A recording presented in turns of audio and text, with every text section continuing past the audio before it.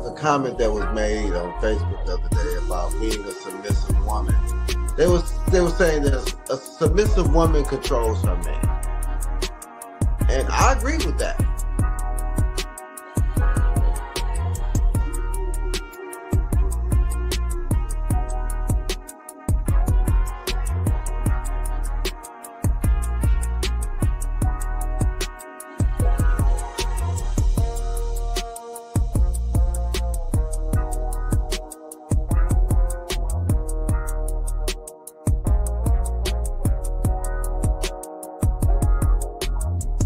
I think until we begin to talk in honesty and transparency and stop pandering to both sides, especially to the sisters, because there is so much entitlement, and because men have been quiet for so long, and it's been the men that has been quiet were the type of men that y'all really need to be listening to. The men that doing the most talking ain't the ones, they don't have nothing to say anyway.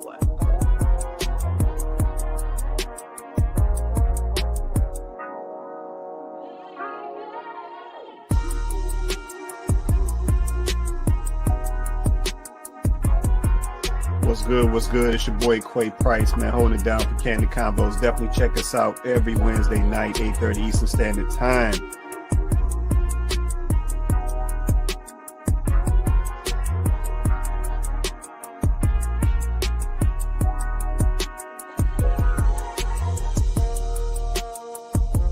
People today, they lazy. Ain't nobody trying to put in no work. If stuff start getting a little rough in the relationship or in the marriage, ain't nobody trying to fix nothing. Like, I mean, that's how people's mindsets are today.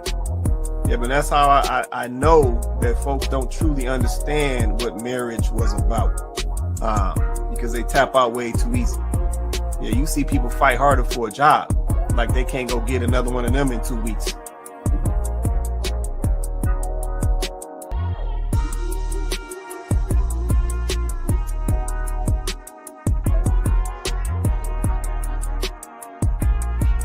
Yeah, she's talking about these guys coming to these foreign countries and sourcing out these foreign women because they possess these character traits.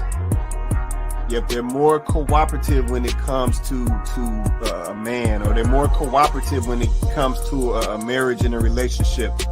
They're more, nurturing forward when it comes to a relationship. They're more I don't even want to use the word soft, but I'll use the word soft. They're softer when it comes to, these relationships and interactions with men and so forth. And like I said, we definitely got to be honest. We see a difference, right? We see a difference. And I think, Chloe and Tay made some good points earlier. A lot of this stuff is based around money over here in the West.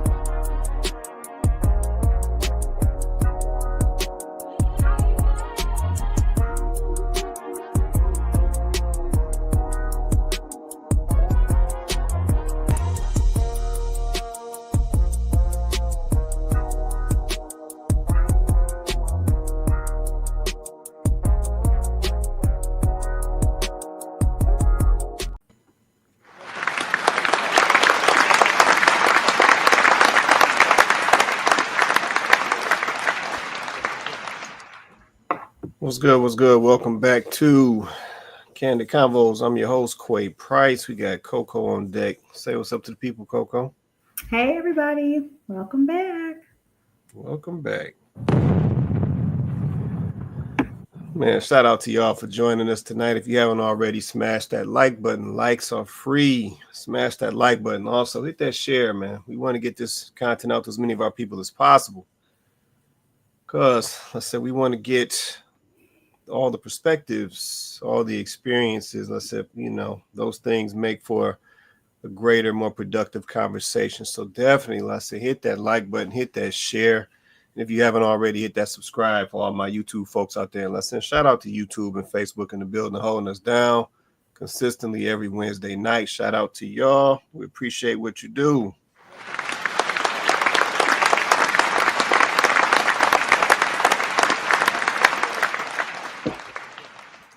All right. see what we got. Let me see what we got.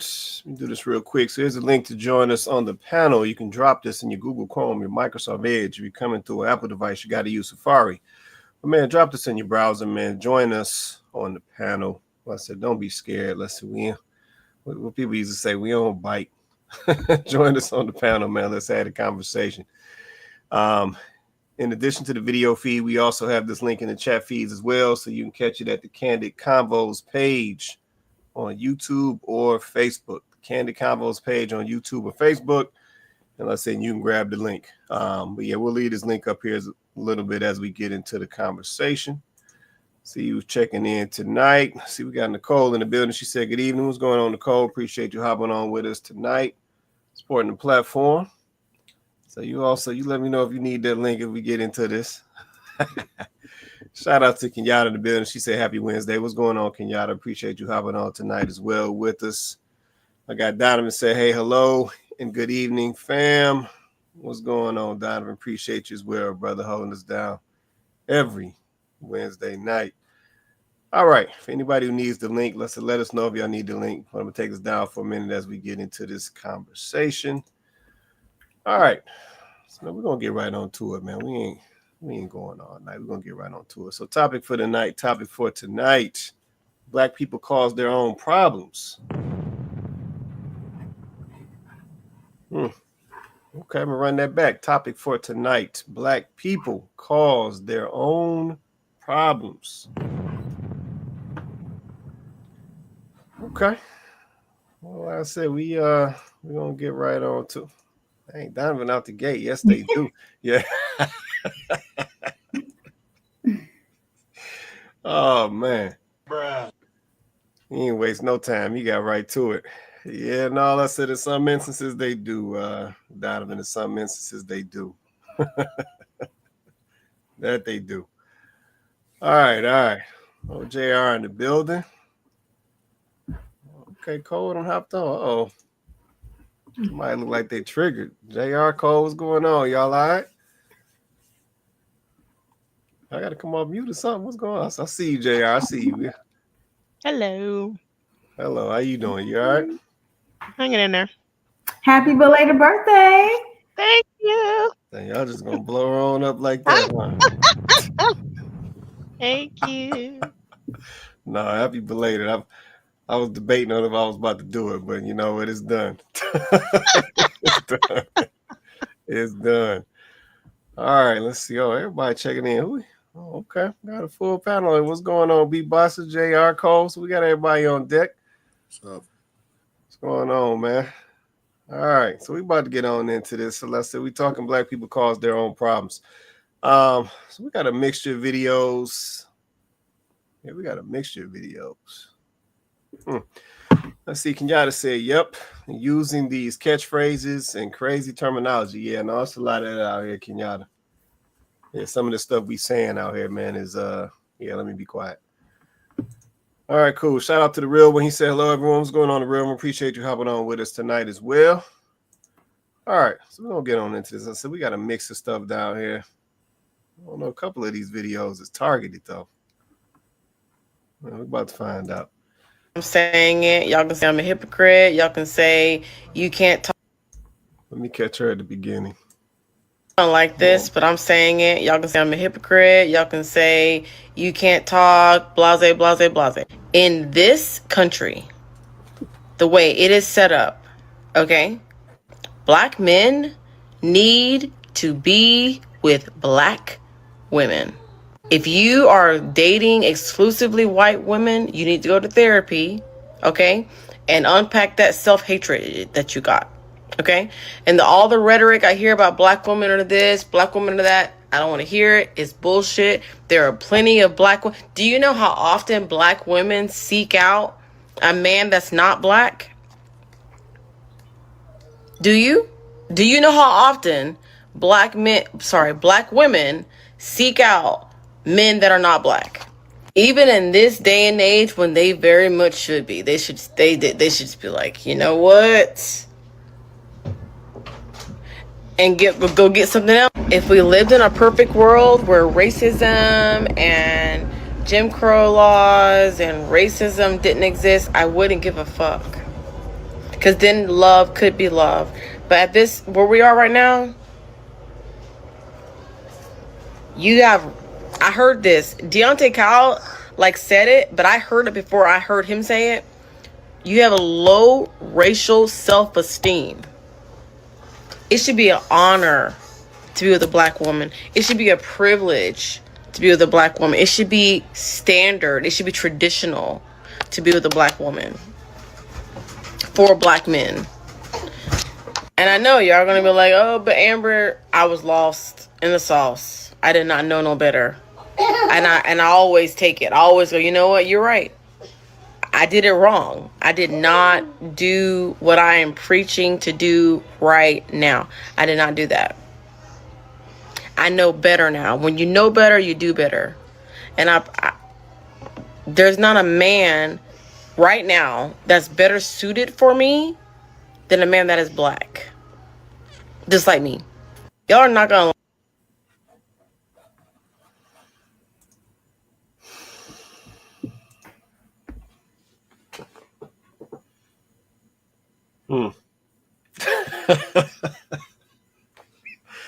Oh man. Tonight we talking black people. Why everybody pause like that? Cole, it's a lot. It's a lot going on. It's a lot going on. You just gotta process sometimes.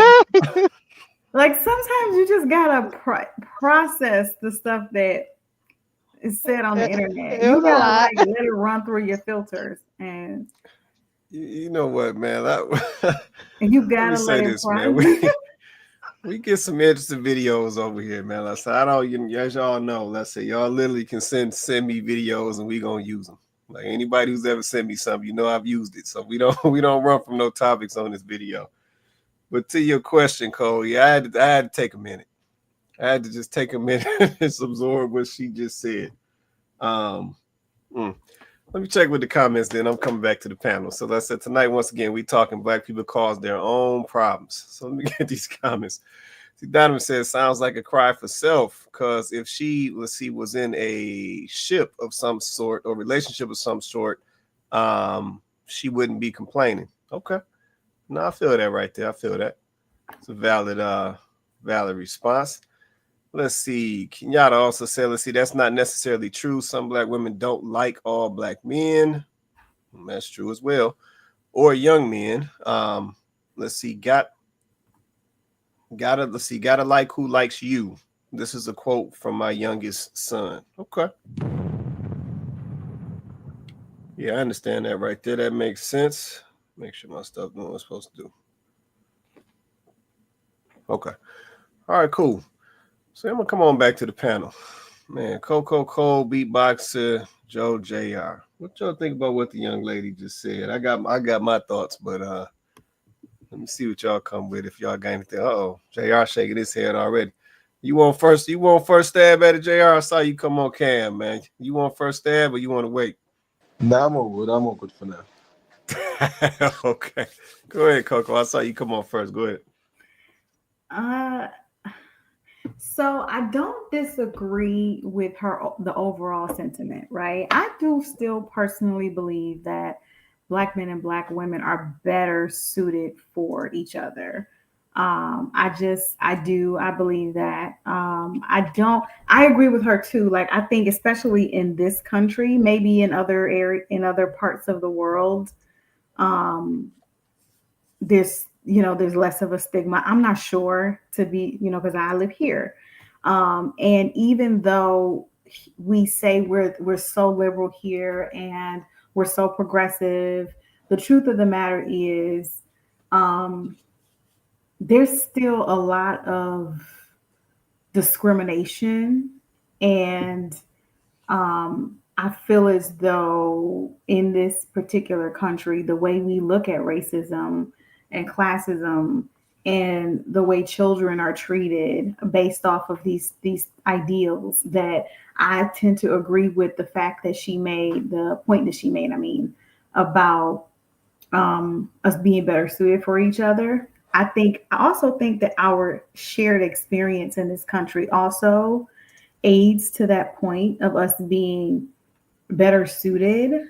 Now, obviously, this doesn't mean that, you can't get with a person who is of another ethnicity and have a successful relationship and a successful marriage. We've seen it happen. So this is not to say that it's not possible. But I would say, just like any relationship, it most likely comes with its challenges. Close proximity of people who, are in interracial marriages, it has its challenges. So I agree with that sentiment. I think my only thing that I wish she would have focused in on more is the accountability on the female side. And I just didn't hear any of that. She hyper focused on black men and black men needing to be with black women. But I kept waiting for her to expand more on these black women that, only have negative things to say about black men, and the black women who, are, well, black men ain't this, black men ain't that. They want to divest. They want to divest. And it's like, baby girl, you can do whatever you want. I mean, it's your world, girl. But at the same time, uh, I wish we would have got a couple other, because she did do a few more backup videos to this particular video where she explained a little bit more, because she herself actually was married to someone not in the diaspora. Bingo, ding, ding, ding. Was previously married to someone who was not in the diaspora. That's why she said, I learned my lesson. I don't know if you guys missed that, but that's exactly why she said that. She said, she's like, I know you're going to say, I can't talk, because she knows that everybody who knows anything about her on the internet knows that she was previously married to someone of another ethnicity. So now here she is on the internet telling black men that they should be with black women. Yeah. Damn. I'm just going to stop there because I really want to hear what somebody else thinks. But you have to know that they're going to come for you, because you don't get to marry someone outside of the community, procreate with someone outside of the community, and then want a black man, no offense here, because I don't intend to offend, but then want a black man to now raise your biracial child. Oh, come on. So while I do agree that black men and black women are best suited for each other, I personally agree. It's the messenger. Like,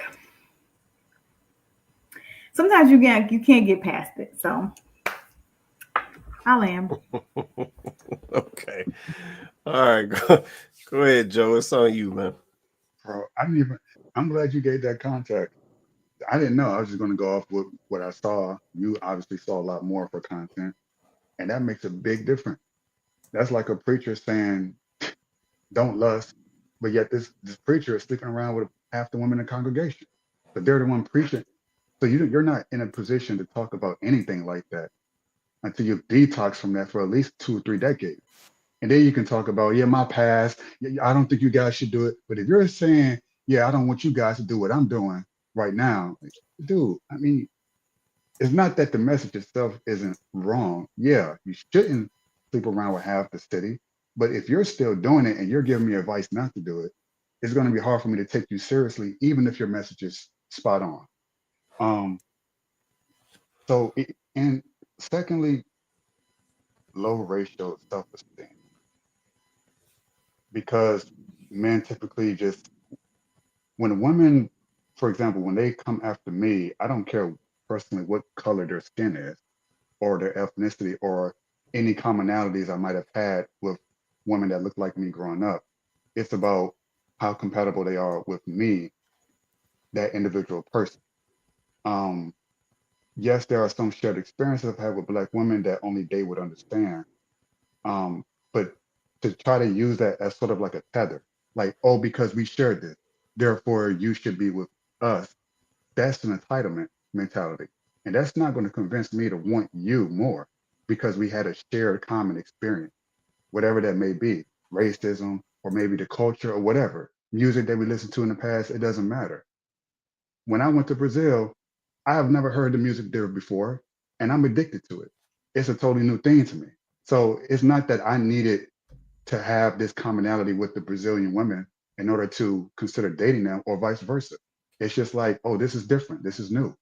But my mind is not even thinking ethnic or race. It's just this woman that before me is beautiful. That's it. That's how most men think. But I'm also not mad at her message because women will compete. I've seen how women are in the workforce. They are very competitive. They do things a different way. They will compete for men that they want. They're really slick with it. They're very underhanded with it. Men are much more overt. You know, we'll use our fists. We use our physical bodies to get what we want. A woman would kind of like use her cunning ability, her emotional wiles, if you will, to try to get under someone's skin and so they can sneak in and get the man that they want, whether he's married or not. So women, I get it. The competitive nature of her, that's fine. But for me, I'm not fooled by it. And it's not going to work. She looks good, she's submissive, feminine, and she knows how to treat a man well, then I'm not going to care what color her skin is. That's just me. Okay, no, I appreciate that right there, Joe. Anybody else want to say anything at all? See, we got Herschel hopped on with us, Tamondo hopped on with us as well. I would like to go ahead, B-Boxer, go ahead. You know, it's interesting because I find it interesting after the fact when black women like this that we just watched, for some reason they keep finding the racist white men to be with. I mean, she kind of told on herself. They stay with these guys, have children with these guys, and they're like, oh, I learned my lesson after a couple N-words and whatnot. I really haven't seen that on my N-words on the other end with black men or with white women, and that happens like that. Or whatever race we're with. If you don't set boundaries in the beginning of a relationship and you let things go on, then that is what it is. So when I hear, because I hear this a lot, especially on TikTok, like, oh, I was with this Brad and he treated me horribly. Then why were you with him? Because you thought the white man's ice was colder, right? This is like a black guy who's with a white woman. Y'all think, listen, and then you want to say black men save me? Oh no, it don't work like that. Like, I don't understand. Yeah, I don't get it. I don't really understand. You get with the worst person of a race, of any race, and then you're like, oh, well, I need to be with now my people who look like me need to save me. I would never even do that. If I were to come up on here and say, hey, my wife has been saying this, that, and this to me, black women save me, y'all would be looking at me like I was crazy. And you should. So, and also, to be honest, I've heard this. I'm gonna push back on Coco a little bit about the shared experiences and all that, and how black men and black women were made for each other and all that. I gotta be honest. If that were true, then we wouldn't be getting divorced 80% of the time. Mm-hmm. If that was true, we would be like, as a group, we'll be working together as a unit, and a lot of other things. Huh? 80%? Press stop again. Okay, just because somebody is made for somebody don't mean they're not going to have problems. 80% of the time? That doesn't mean, because you still have, okay, so, you know. I'm just saying. I'm just saying. 80% is pretty, that's like a B. That's a B. Here's the thing. We are still imperfect people, period. I mean, and that's white, black, yellow. It doesn't matter. Like, we're all imperfect. So if we're all imperfect people, then at the root of the divorce is what? Okay, see, it's hard for me to have these conversations because, you know, if you don't want me to bring Jesus up, then, you know, you can't start these kinds of conversations with me, because even the first marriage had issues. So how can you expect for us to not have issues? Like, it's going to happen, right? So it doesn't matter if you're Caucasian or if you're Asian. It doesn't matter if you're Black or the so-called African American, it does not matter. You're still going to have issues because at the root of every issue is your sin. That's at the root of it all. Your selfishness, your lack of sacrificial love, your all of that is at the root of it. And some people basically are able to get over their issues in order to be able to be a cohesive unit. And some people are not. We talk about on this show all of the various reasons why people don't stay together. We talk about that a lot. And there's a few reasons why people struggle to stay together. A lot of people don't even go into their marriages with the best intentions. A lot of people don't even go into their relationships with the best intentions. So, and that's any ethnicity. So I don't think that that has anything to do with your color. Like, I don't think that has anything to do with your ethnicity. When I say shared experience, what I'm saying is there is something that my husband is going to understand about my life experience because he's experienced it. So when I talk to him about these things, I don't need to give him a rundown on or explain to him why I feel what I feel because he's felt it. That's what I mean about the shared experience. Now, listen, you don't have to agree. We can disagree on this point. It's perfectly okay. But since, opinions are like, they are. mine is that, ain't nobody going to understand what I go through on a daily basis, like the Black man who also goes through similar things on a daily basis, microaggressions and all. So that was the point that I was making about that. Hold on a minute. Oh. Who is this? Amandla? I think that's a Watu. Talking about mute Coco's mic. How you doing? I don't know who you are, but let me check this real quick. We don't play these games on this platform. So if this is what you want, take this energy somewhere else.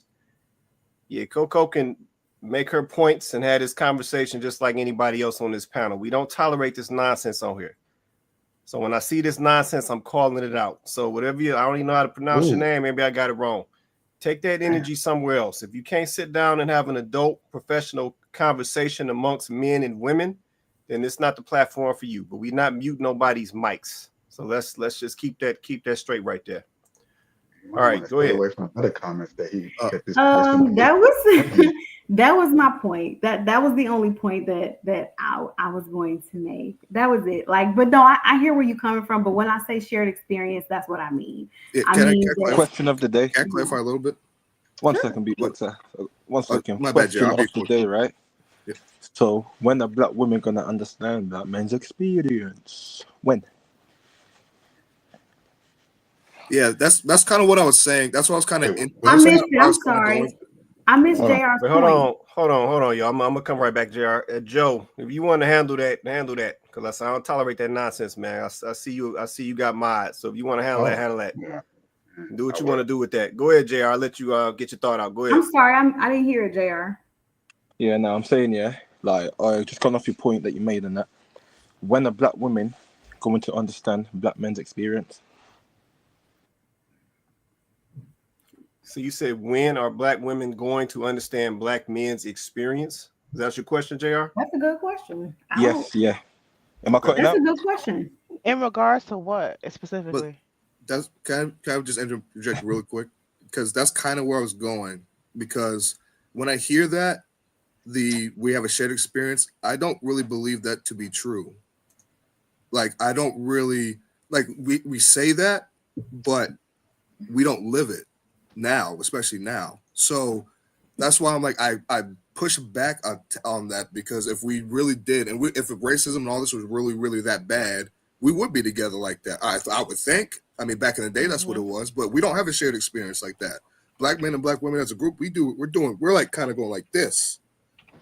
So I really don't think that nowadays. The only reason why we were together back in my opinion, as a group, was because of isms. Now we don't have that. They're not as bad anymore. So now we're saying what we're saying. People are doing what they want. So I'm done. So I think to your question about when are women gonna understand Black women's experience, I mean, we can even start at the beginning of one communicating what that is. And that's just coming from my particular experience where I ask specific questions and I don't even get full blown answers. So again, speaking from my experience, and then to Big Boxer's point, I do agree that we don't have the same experiences. I personally question what type of Black man is supposed to fit me because I'm starting to feel like my experiences are unique. I don't think they are, but for some reason it's showing up that way for whatever reason. So I mean, I don't think we're having the same experiences. So I like to respond to that, right? I think what okay, Mondo, so you up from next, man. I'm sorry, Tamanda. No, I I'm gonna like let to him know. I Go like to respond. I'm gonna say let Tamando that know. okay, I like to say that so and then I'll let this land, but I think part of the issue is Black women in general feel as though they're having a completely different lived experience than Black men. But that's not true. Black women feel like they're Black women because Black women are now being allowed to enter into spaces that maybe once it was a lot more difficult for them to enter into. Black women are leveling up their finances as far as how much they earn. Black women are, they're prioritizing education and things like that. So now the Black female mind is being conditioned by circumstances to believe that somehow they're having this elevated experience in life over and above Black men. This is why we have Black women coming on platforms saying Black men need to level up with me, and we're all the Black men that, they're not as intelligent and they're not as educated. And I can't, women are having they're making those types of videos and saying those types of statements, and they really believe that. I'm just gonna say The they're stupid. I'm criteria, sorry. yeah, you may not, we're speaking generalizations. So I know, and generally they are stupid. the so like I said, because of that, Black women feel somehow that they are in a different category and that they are having a different experience than the Black man. But we have to remember that as soon as they want to put you in your place, regardless of what your education is, they will do that. As soon as you are not responding the way they want you to, you will know that. As soon as they want to place that glass ceiling above your head, they will do that. And not only that, you have to understand that some of this is a part of the conditioning. Wanting to drive a wedge between Black men and Black women is a part of the conditioning. It's a part of the agenda. Now, y'all don't have to believe me. That's okay. But I see it. I see it in the messages. I see it in the messages that get specifically sent to us. I see it in the fact that there is a huge YouTube plethora, variety of messaging, of content, of shows, of all of that. But we get pushed the same content. And y'all think that's accidental? That we're seeing the same things at the same time? That there are creators that we don't even get to see or don't come across our pages. They don't show up in our algorithm. Y'all don't think it's funny that you can click on YouTube, see a video on YouTube, then see another video on Instagram that's the same thing, and then head over to TikTok and see it again? Like, you guys don't think that that's a part of a narrative that is being pushed, right? Things like what Cole just said, Black men are stupid, right? No, Like, that's not what I said. That's not what I said. No, I just That's not what I asked that said. question in the back. Were you saying that some of the women that was talking like I that are was saying stupid? the women talking like that Oh, I are got you. stupid. my No, I got bad. you. No. Okay. But yeah, no, but I'm just saying, like, those comments, those particular perspectives, whether it's a man saying that about women or a woman saying that about men, those are the messages that we get pushed continuously, right? So I feel like That's what we're being conditioned to believe. But when we're living our lives every day, that's not happening in real life. That's not actually real life. Black women are not out earning black men. So black men are not out here broke. They're not uneducated. They don't need to level up. That's not what's really happening. So what I'm saying is sometimes I feel like we're getting pushed things and we're just accepting that narrative. So that shared experience, that's still happening. Just because you haven't had a specific experience does not mean that black men and black women don't have a shared experience in this country, because it wasn't just happening to one or the other. That's real. Tomato, let me let you cook, man. Go ahead. First, we'll start off with the host. Thank y'all for hosting and having another beautiful topic today. I haven't talked to y'all in a long time. Yeah, it's been a minute, man. Welcome back. Yeah, and whoever that talking stuff, they must don't know that's the first lady they're trying to tell to mute. I don't understand it. Yeah, no, my guy Joe got it under control, man. What you want to get off your chest, man? So, black people, we cause our own problems, dude. I talk about this all the time. We cause our own problem when it comes to everything that we got going on both sides. We can't get it together, man. I don't know what's the problem. I don't know what is going on. Well, okay, do know what's going on. It's so much to unpack when it comes to that. We are self-sabotaging the black culture, the black community, black society is all, and there's a lot that even First Lady touched on, far as like the algorithm and how that it's not that they pushing it to us. We are running to it and they're feeding us. Because there is a such thing as Black Twitter and Black Facebook. So we have created our own society and we are getting fed what we want. That's why I looked at like 2 or 3 different fights. Now I'm seeing fights all the time, right?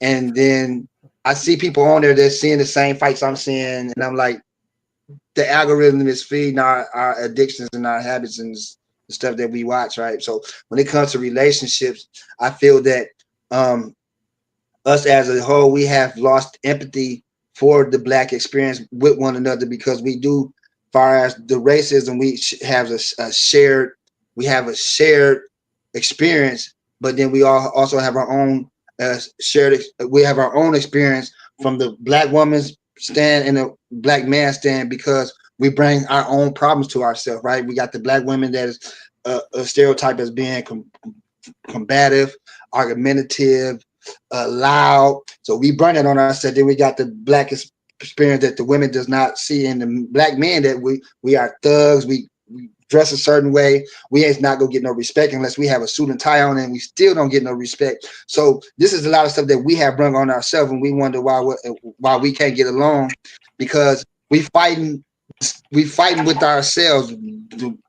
We got the good black women over here fighting with the bad black women. We got the upstanding black man fighting with the thug black man. Stereotypically, it's not a physical fight. This is a mental fight. We've been fighting with each other for the longest. Then when it comes together for us picking these relationships, that we have this social construct where we want the best in life on both ends. I wanted a wife that's going to be able to cook and clean for me, and that's going to be supportive to me, and that's going to nurture me like my mama, and just as the woman, black or white, just as like I said, the man, black or white, the woman wants a man that's going to be a protector and a provider. We know all these little basic things and stuff, but the problem is that we are self-sabotaging ourselves, and we just don't understand that we are causing this rift in our culture. And to say the least, it's not going to change until we change. And it's not that nothing nobody else is doing. It is us ourselves, man. We are killing ourselves, dude. In my hometown, this is off topic a little bit, but this guy just got shot 16 times, dude. Like 40 years old. Like it's just mind-boggling, the stuff that we create And we try to put the blame on somebody else. We need to stop putting the blame on. It starts at home. You get the home right, then you can do the yard, and then you can do the neighborhood, then you can change the world. But we got to start at home first. So I just wanted to get that out. Coco, you poured out a lot. I try to write some of the stuff down. I could. It's just so much because the topic is a topic that I have a problem with. Black people don't want to talk about it because when you start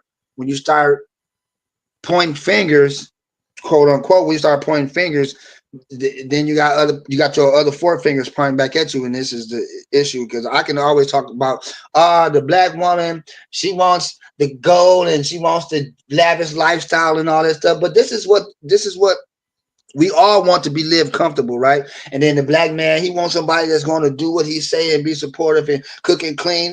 This is what we all want in life. We want someone that's going to, have our back and pick up the slack because we out there conquering the world. I conquer the world every day, and I want my wife that's going to support me, and she's going to, the word compliment me, not to say I'm handsome, but the compliment of she has my back. She picks up the pieces of my puzzle that I forget to put in place to make this picture. And I just thank y'all for this. Thank you.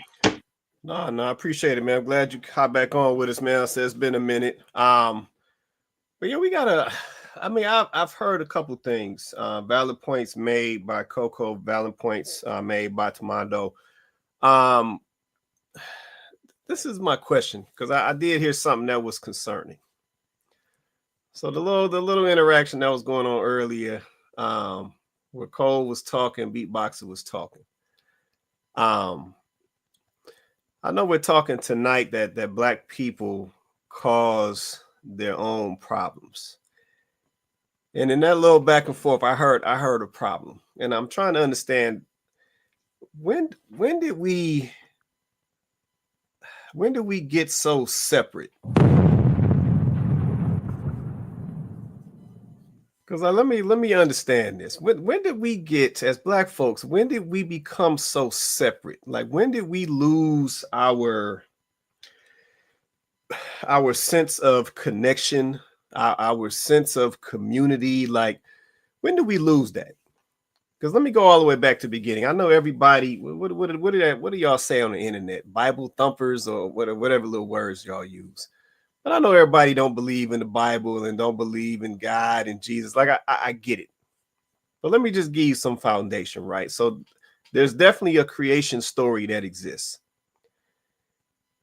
Yep, and based off what I believe, there was a woman that was created for a man.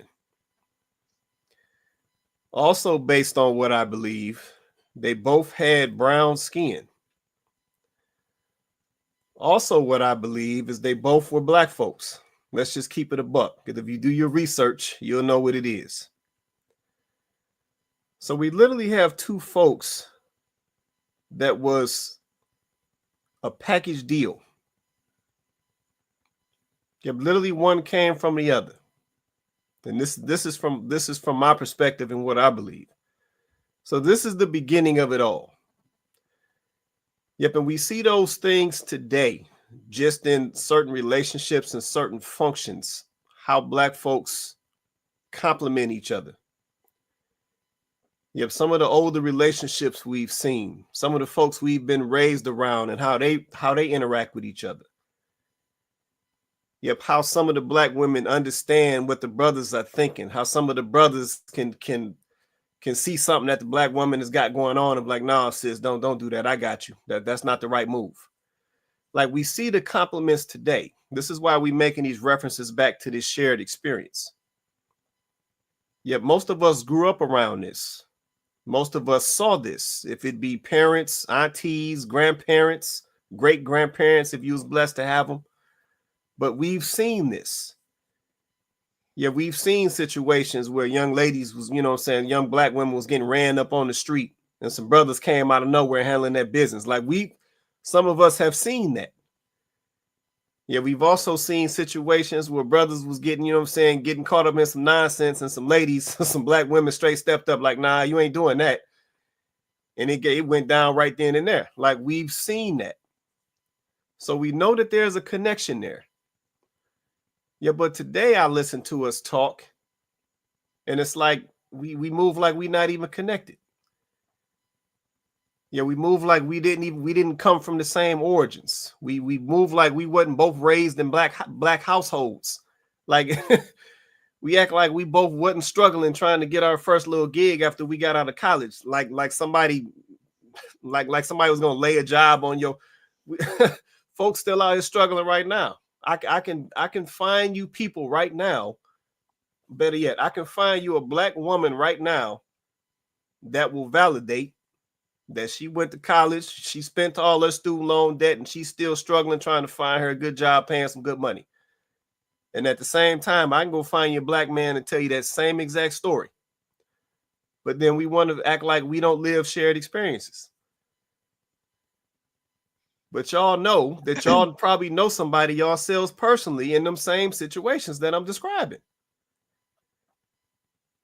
Yeah, so it's like we try to move as individuals and try to forget the fact that we have a connection that we can't get away from. We can't get rid of. Yet, to be honest with you, I think that's why a lot of this fighting and bucking is going on now. Yeah, because at the end of the day, I feel like a lot of people are just trying to fight what is natural. Yeah, we too busy being mad at each other. We too busy taking, well, we got situations where some of our women are too busy taking a couple dudes that they dealt with that was bad and applying that to all the dudes that's in existence. And on the flip side, we got fellas doing the same thing. A couple of the little whack ones that you dealt with, now you want to apply that to all of the other ones that look like you. Yep, and that's a problem. Yeah, so at some point, like I said, to Mondo's point, if we want things to improve, we have to understand that we are connected. As much as we want to avoid it or not, like we are connected. We literally look like each other. Yeah, but I'm gonna keep it a buck with y'all. When things get ugly, the only folks that's gonna be riding with you gonna be looking just like you. So yeah, man, I just had to touch that real quick. I heard a little bit of that little energy slipping in there, and I'm like, nah. We can't do that. Go ahead, Coco. I see you want to say something. Go ahead. I want to give somebody needs some attention real bad. So I just want to give them a couple of seconds, just a couple of seconds, for real, like on some real stuff, right? Be on guard, Joe. Because you stayed in the comments. You stayed in the comments. I actually appreciate that you stayed in the comments. I'm watching. I just want to ask you, for real, like I don't know how to pronounce your name. Is it Amandla? I hope I'm pronouncing it properly. So what do you think? You're talking a lot about what you feel Black women are responsible for. Okay, obviously there's accountability. I also believe that Black women have to hold. But what accountability do you think Black men have to hold in the situation that we find ourselves in as a community, right? Because we are a community, even though we say there's no community, but we are a group. We are a group, right? So what accountability do you think Black men should hold in where we are? Or do you feel like Black men have just gotten it right and that Black people cause their own problems? Is really Black women cause their own problems? You don't think Black men hold any accountability? I'm trying to understand where you're coming from. I also want to ask, do he actually have a personal experience? And I'm asking that question for a reason. And if he answered, he probably no. But I'm like, are you somebody who comment on situations and aspects that you haven't experienced? Because like it was said, this is not the platform for that either. So like, what we doing? Because we don't have time for that today. So we're gonna give this person an opportunity to respond. Was that the response right there? I mean, Black power. Amanda, Coco was asking, what accountability do Black men hold in the situation? So not a one-sided perspective. What accountability do Black men hold in the situation? So that's the question. If you can answer that one for us. But we'll circle back. We're gonna give you a chance to answer. We'll circle back. But like I said, we definitely on watch just in case it's got to do what it do. All right, so we'll see if we get an answer, Coco. Oh wait, here we go. All right, let's see. Yes, black men are accountable. They are accountable because they failed all of us by not walking away. What is happening? Yeah, you playing.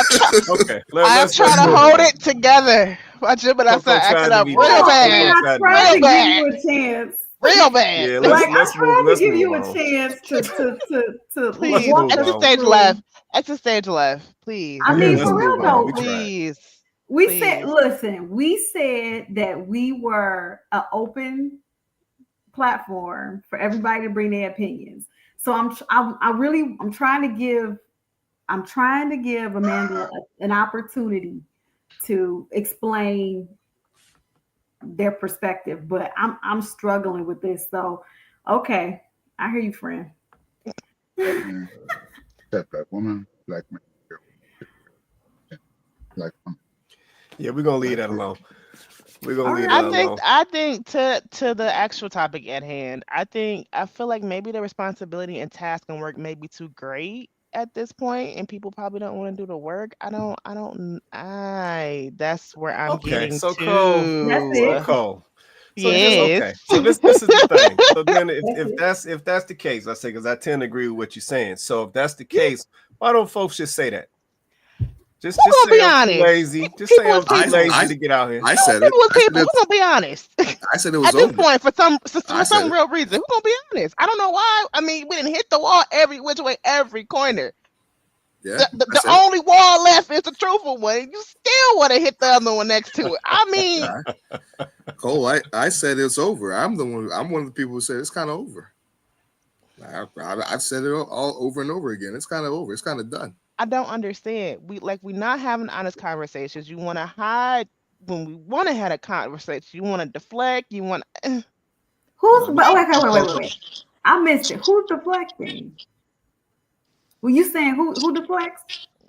People I've been interacting with. Wait, I'm not saying all. I'm not saying all. I'm just saying for me, when I be asking about questions, I'll be getting no honest answers. Hey, Miss Coco, can I say this? Go ahead, JR. Yeah, so basically, the answer to your question, right? So, me, I am 29 years old, right? I have not played a part in what the previous black men have caused. Now, I said this previously, black men failed black women. I said it loud and clear. That goes back to I think Miss Cole's question or whatever she asked, that was probably the answer to that. Black men failed black women. And that's me trying to acknowledge and understand where black men went wrong. Like I said, I had no part to play in that, right? But by understanding what the black men done in the previous years and whatnot, right? I would say this to my mum. The black men of today are going to suffer in the hands of the black women of today. Why? Because black women eventually betrayed black men, because black men failed black women. Now, it's a case of, who is going to be held responsible or accountable? Yes, it's going to be black men. Now, like I said, I am 29 years old. We, the young bucks out here, we have been speaking. We have been voicing the concerns of the previous, generations. We have been saying, hey, let's get back together and sort this out. So, if we're actually going to sit here now and answer the question I think that was just asked about who's going to use something or whatever it was, yes, now we turn to black women. Because black men had a turn of messing up the community, right? Now here you go, the black women. The black men have actually tried to improve the situation. But black women have gotten worse as black men have tried to improve. What have black men did to improve? Say again, sorry. What about to say? I was just hoping you can give me some tangible, what have black men done specifically to improve? Because I would ask the same thing of women, right? Well, women say, "Oh, I'm healing. I'm on a healing journey." I go, "Well, what have you done to actually heal, sis, other than some waist beads and some goddess energy? Like, that's not healing. So, what have you actually done to heal, right? Like, so I'm gonna ask the same thing of men, right? You guys said that you are trying to improve. So, can you give me some tangible ways that you feel Black men have stepped up in the attempts to improve? Yeah, can you guys hear me right? Yeah. Yeah, I can hear you, man. You said you had a little background. Go ahead. I got you. Go ahead. Yeah, can you hear me properly? Yeah. Yep. Yeah. So when I say that black men obviously are trying to improve or better themselves or whatever, right? We're not trying to be like the men of the yesteryear. I always say we don't want to be abusive. We don't want to be controlling. We don't want to be none of that. Plus, we want to be better men in terms of be there for our kids and make sure we are providing for our kids and have a better overall better character. That's as an individual for me, right? For me. Now, in general, I'd say that the crime for black men has what decreased. It's still out there, right? But we're trying to improve on that. Um, all the numbers that black men, previously had, right? It's decreasing. Now we're still not there, right? Go on, Miss Coco, go on. No, I'm listening. I Okay, want to no, hear. I'm listening. report. Yeah. So I'm saying, in the metrics of the black men of the yesteryear, I think the black men of today are doing quite better. We don't have kids out. A lot of kids out of wedlock, even though we're not married. A lot of men don't have kids. A lot of men aren't going to prison. A lot of men are trying to be steady and hold a job or whatever it is. Now, can we improve on careers, choosing better options? Of course, right? We can always improve instead of just saying, "Hey, be an athlete or football or whatever it is." So, like I said, we know what we need to do to just get back to just the basic level, But like I keep saying, we know where our dads went wrong. But like I said, we had no part to play in what went wrong. But we said, hey, because the community has failed, the black men have failed, we need to do better. We are speaking to our counterparts. Hey, come back here, Miss Coco. They don't want to. They don't want to. I know. I ain't saying that. Hey, come back to us because we're perfect. No, they just don't want to come Oh, back. come on. Like I said, we failed black women. We want to do better. But in order to do better, like we keep saying, we need that connection, right? Let's work together. But they betrayed us. But until they say, hey, you know what? Forget the government. We side with our black men. It forces that accountability back on the black man. Hey, we left the government for you lot. You can't fail us again. Because why am I asking you to leave that support only for me to mess you up again? That don't make sense. Amen, JR. I think that might be a part of it, though, guys. Like, I think that might be a part of it. Like, thank you for explaining that and breaking it down, JR. And I would have to agree with a lot of the points that you made. I would just say that I think that's part of the issue, though, right? I think that you have to understand that the women that you're talking about, you're saying your dads or whatever, but the women that you're talking about who experience this, I'm gonna say trauma because that's what they would call it. The women that experience this trauma or had these experiences with these men that have them in this particular negative mindset, they raise the women that you now have to marry or date or court or spend time with. These women are the ones that raise the daughters that you're dealing with, right? So remember, was it the last show or the show before last when I was like, a lot of trauma that women say they experience is not even their direct trauma, it's shared trauma. A lot of this trauma that women carry around, it's not even always trauma that they personally experienced. It's literally lived experiences from their mama, their aunties, their grandmas, their friends, their cousins, they whatever. And now all of a sudden, every man ain't ish. Now all of a sudden, men, they deadbeats. Now all of this, and they themselves may have not even had all of these particular experiences, but their lived experiences from other folks. A lot of times it be their moms, it's their grandmas. And so now they're entering a relationship with you or a potential relationship with you, and they're bringing that, right? And now that's what you have to deal with, right? And I mean, honestly, I don't know what to tell you about how to fix that, because like you said, it's not necessarily your issue. You didn't create it. But this is the issue that we have, right? So I mean, the truth of the matter is, I don't know how you repair that. If you're saying, which I tend to agree, that there were balls that were dropped by leadership, and I would like to think that leadership in our community was the male population. At least that's the way it used to be. And balls were dropped there.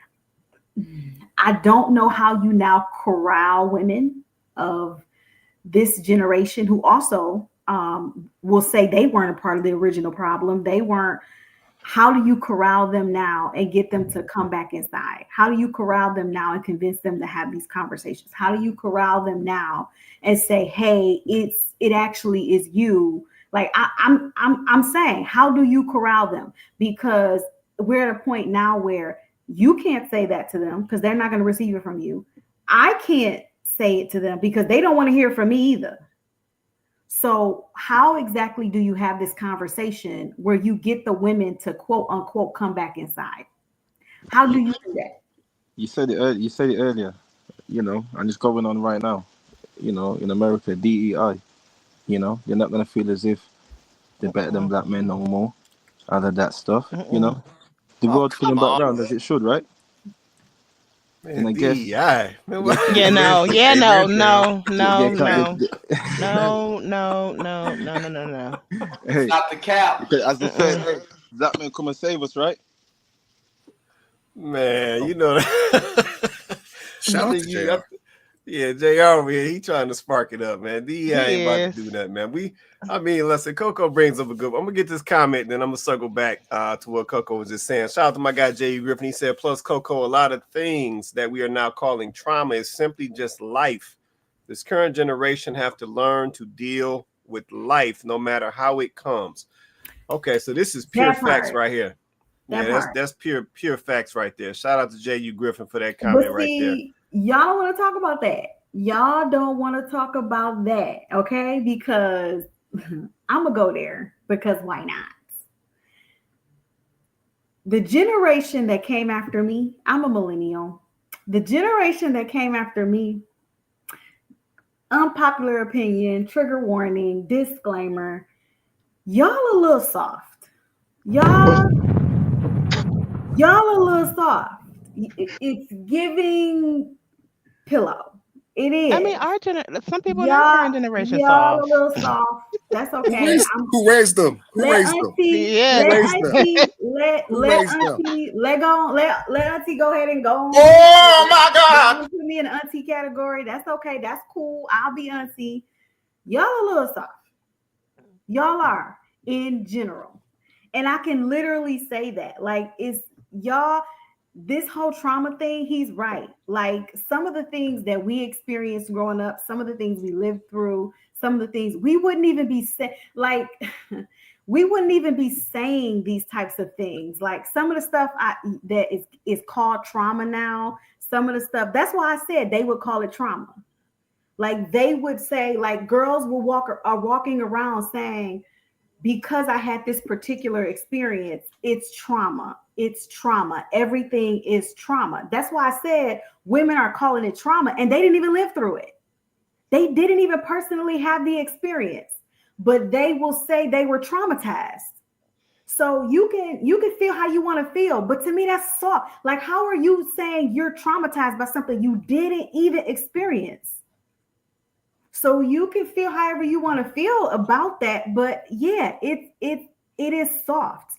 And do I agree that the parents have some bearings on that? Sure, like how you raise your kid matters, but at the same time, we can't act like society doesn't have a part to play in this. When every time you flip on social media, they telling you, oh, you don't have to take this and you don't have to take that, and you have to you don't have to listen to people when they talk to you this way, and oh, boundaries, and oh, your and feelings. Everything is about your feelings, your feelings, your feelings, your feelings. Like I don't know if y'all, maybe it's just my FYP. Maybe it's not yours.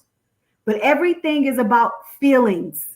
Everybody in their feelings about everything. You can't say anything to somebody without them being offended. Every other day, people are getting canceled for just having an opinion. Like, I'm just saying, it does. It's given that people have gotten so soft that they can't take any kind of feedback. They can't. It is what it is. So yeah, I agree. Let me do this. I need to get right to this. So I'm coming straight to Cole, and then I'm coming over to my guy Herschel up here. So Cole, I'm coming to you first. Point blank, no chaser. Give it to me straight. Speak for the ladies, because I know you can. Speak for the ladies. And I'm just keeping it a bean. I'm just gonna get right to it. Mm-hmm. Do y'all still want black men? Keep it all the way to 100. We ain't gonna even play with it. Keep it all the way to 100. No, what? Come on, Cam. No, it's all good. Well, you know, JR, you want to see what's up. Let me log out real quick. Let me jump the call real quick. You stare. No, I'm just saying. I'm done with y'all, by the way. I know you in the market. So I'm just putting it out there. Lord. So just keep it real with me. Do y'all still want black men? Let's just keep it a buck. Keep it honest. I do, but like I explained, I honestly, truthfully don't know the type of black man that desires me. I don't know. Oh wow. So okay. So you saying that I said that more than once at this point. So you saying that, you know, in somewhat in general, the black women still want black men, but there may be some issue finding the one. Essentially, if I'm understanding what you're saying, finding the one that wants you. Is that what you're saying? Mm-hmm. Okay. All right. I understand that. Let me come over to Hirsch. Keep it a bean with me, man, because I know you see a lot out here. Do the brothers, do they still want black women? Keep it a buck.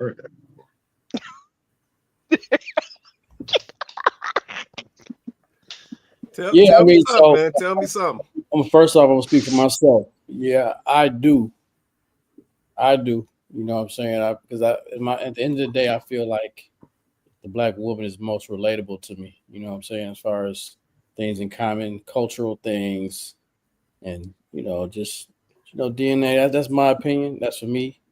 It's hard, but actually, to be honest with you, it's hard across the board because a lot of other races are actually doing some of the typical things in this day and age that we are focusing on as black women that they do. They're starting to pick up on some of those traits too, and this is really difficult. There's a lot of immaturity, currently out here as far as women. But just for me, I think for most black men, at the end of the day, yeah, we do. I mean, we're naturally kind of like drawn to that. You know what I'm saying? But the problem is that just certain things that's happening currently makes it a little difficult to approach that. And then so what happens is that I guess you would say, I'm gonna use the word trauma, you know what I'm saying? So I'm gonna use a black male, for example. He has a bad experience, not even one, maybe a few bad experiences. So that trauma sticks with him, even though it's subconscious. He's not really outwardly thinking about it. So then when he sees something else out there in public, then he sees another black woman come in, automatically probably in the inside he's thinking like, it's probably gonna be the same thing once again. You know what I'm saying? It's gonna go through the same pattern again. And it becomes like judgmental, not even realizing, not even knowing it. And then he starts getting attracted to other things and he veers off And then unfortunately, no, I'm not gonna say unfortunately, but then it may happen where he may find somebody from another culture, another race, ethnicity, and it's just by chance, you know what I'm saying, where they do the things he likes, and he goes to that. Now he looks at it as being like a sellout, you know what I'm saying? So it's a lot of dynamics, but for me, yes, I still desire and want it. Okay, I appreciate that. Go ahead, Cole. I know you want to respond. So you kind of mentioned, like, I guess maybe the comments or thoughts are internally about their past experience. No, at this point, they are said openly and loud. A guy will say to your face, "Oh, I don't want to date you because of XYZ." So I don't know I'm who not you speaking think about those still, guys. I'm not talking about huh? that. I'm not talking about those guys. Okay, because I'm about to say the comments be kind of So straight to yeah, the point. so Like, because though any person like that does that makes a general statement like all people do this or all people do that or all women do this, all you can't really have a good intellectual conversation with them. You know what I'm saying? Because that's not being fair. It's not being logical. So when those guys or women say that, so I'm not factoring them in. I'm talking about the people that truly, generally are just decent people, have logic, has common sense. You know what I'm saying? But again, we have a subconscious, and so like for example, if like we say like for example, I stubbed my toe on something, right, a certain chair, and mhm. it hurt really bad. So now going forward, all I gotta do is look at the chair, and like automatically my brain tells me, "Oh, stay away from that chair." You know what I'm saying? Because you might stump your toe again or something like that. Because of the memory, it's the subconscious. You're not even thinking about it because you don't imagine that it's gonna happen again to you. You know what I'm saying? But that's just how the brain works. You know what I'm saying? So that's what I'm referring to. So that's why a lot of people end up veering off and going somewhere else because they've been damaged, by somebody, and it sticks with them internally. Which I can understand, but my thing is, one, what is the issue about facing that on head on? Because then again, that's an internal issue that you're still dealing with, which is your reason for veering off, which is fine, is what you want to do, but it's like still at some point, when are you going to still handle that internally? Because you're saying, okay, I veered off because I didn't want to deal with XYZ. That's fine, but then you're still somewhere still making a generalization. That's still not fair to the person you still end up with. Because we have to, first off, you have to actually see it as being a problem. You know what I'm saying? If you don't see it as an issue, you're wearing blinders. So that's what most of us do. Again, like I said, it's a subconscious mind, and it's not even just about relationships and things of that nature. Every single day, we all do things subconsciously and think things subconsciously that we don't even realize we do, and don't realize why we do it. So But until you point it out, until you recognize it, then within yourself, you have to be the person strong enough or mature enough to say, okay, let me deal with this. Let me figure that's this my out. point. Yeah, but not everybody gets to that point. Which is also the problem. Like, again, when I said when we're bumping our heads literally in every corner except the right one, like, what are we doing? Yeah, no, so and I agree with that. Shout out to Coco Butter. She said bingo, he is correct. Yeah, no, listen, I wanted to bring that question to the two of y'all, right? Because at the end of the day, I think in general, black men still want black women and black women still want black men. Yeah, but I think we're dealing with a couple things right now which are causing us a problem, thus the title for tonight.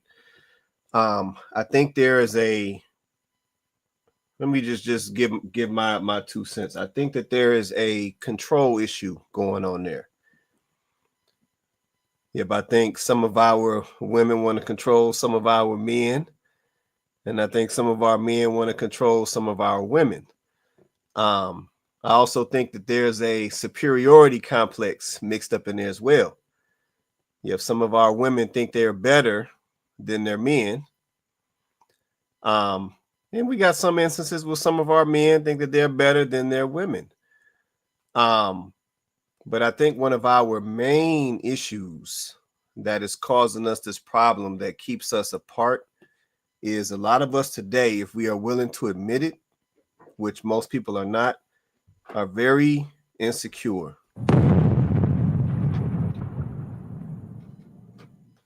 Yeah, I think a lot of us today, black men and black women, are very insecure. We are not where we want to be. We don't really have our stuff together. Yeah, we can't figure out how we making all this money, but yet we can't secure a relationship. Some of our women are trying to figure out how can I be this cute, but I still ain't got no man. We lost out here. We don't know what to do because things are not lining up.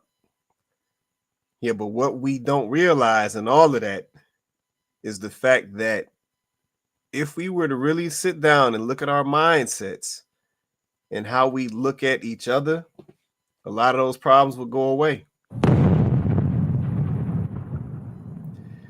Yeah, I'm gonna grab that comment, and lazy. That's a good point. That's a good point, Blue Exodus, and lazy. I'm gonna throw that in there too. But yeah, if we was to sit down and be honest with ourselves, address these insecurities, actually address our traumas and heal ourselves like we try to say that we do, but we really don't be doing. We just like to say that. A lot of these problems will go away. Yeah, but a lot of this stuff starts with self-accountability, and that's the one thing that people don't want to do. Yeah, they don't want to hold themselves accountable, so they rather point the finger. The women rather point their finger at the men. The men rather point their finger at the women. Yeah, but it's just keeping everybody single and everybody just getting older and older and older with less and less time. So, man, I'm going to leave it like that, man. We got a couple more videos we got to touch. Let me throw in the cross-up beat box. We got a couple more videos we going to touch, but I'm going to go and get back to it. Fix it. I'm ready for a husband. I'm ready to sit down and be quiet. I'm ready to listen. I'm ready to wear matching outfits. I'm ready to go to the family events and be quiet and let you talk. I'm gonna bring you a plate. I'm gonna fix you a nice plate. I promise. I'm gonna make you a drink. I make cocktails. I'm gonna look nice. I'm gonna look pretty. I'm gonna stay in shape. I'm gonna go for walks. What do you need? Do you need me to support you? I'm gonna support you. I'm gonna help you build that business. Matter of fact, I'm gonna be your secretary. What do you need? God, I'm ready. I'm tired. This job done wore me out, y'all. They done wore me out about this job. Everything done wore me out. I done did wrong. I done mismanaged. I done mismanaged my life up here at this point. I need a life manager, and I think the life manager that I'm looking for is a husband. What she don't know is that it's gonna get harder, right? Because she be managing her shit. I was about to say, you will be life managing that man. Golly. Somebody I don't want to ruin her little her little they be speech, confused, bro. But she finna be doing way more. Okay. Unless she ain't gotta work. Now that's different. If she ain't gotta work, then that's a big. Having a husband lightens your load a little bit. I'm not saying it doesn't. You were married, but it also. she just said that. She just said that. So no. So matter of factly, it's on the pro list. Okay. Why? All right. Video number two. Get my screen back together. Hold on. Okay. So shout out to Aiden the Table. Excuse me. Shout out to Aiden the Table. That was their video right there. So y'all all saw the video. So the young lady says she is ready for her husband. She ready to do all the wifely things. She ready to wear the matching outfits. She ready to do all of that. Now the caption to her videos was why do women wait until their 30s and 40s to want to listen to a man? That was the caption of the video. But then y'all also heard the response, from the 8 and the Table crew, from the video. So y'all want to get y'all thoughts and see what y'all say. Let's see. Donovan said, let's see. So what was she doing yesterday and in the past years? Okay, that's one question right there. Good question, Donovan. Good question. All right, let's see. Kenyatta said that's the question right there. Okay, so she co-signed on Donovan's question. Okay. Man, y'all firing off the questions. Let's see. Jay, you said, let's see. She answered the question. She's now ready because she's tired and frustrated. Her options are fewer. Okay, appreciate them comments right there. So I'm coming to the panel. Was that you, Cole? Did you have your finger up? Go ahead, Cole. I'm gonna let Yes, you get I did. first shot. Go I'm ahead. gonna Go be ahead. honest. I do not like these type of women. I don't. Oh. Yeah, Oh. I Okay. don't like this type of woman. Sorry, no bueno. And because you think that the relationship or marriage is supposed to be your retirement plan. Oh. So yeah, no. I can only speak on my experience and in my interesting dating journey. Of course, some y'all people know that I have dated some people that are black but not necessarily from the country. And for those type of men that do not eat American food, when you have to make and find their food of their country and make it, that is work. Like the person in the second video said. Okay. Like, so, like, what are you doing? Where's the preparation? And we've talked time and time again about the preparation, and I've done my preparation is definitely different from everybody else's, and we've discussed that in previous topics aspects as well.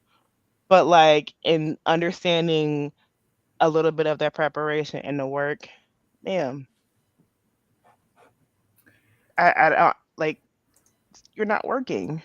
You're not contributing anything. You ready to wear matching outfits for what? And my question is again to the type of black men that's supposed to like me. What if we not wearing matching outfits? What if we doing like what I'm about to do after this? Make these stews and this meal prep that's gonna take like 2 hours. You ready to date that person or are you playing?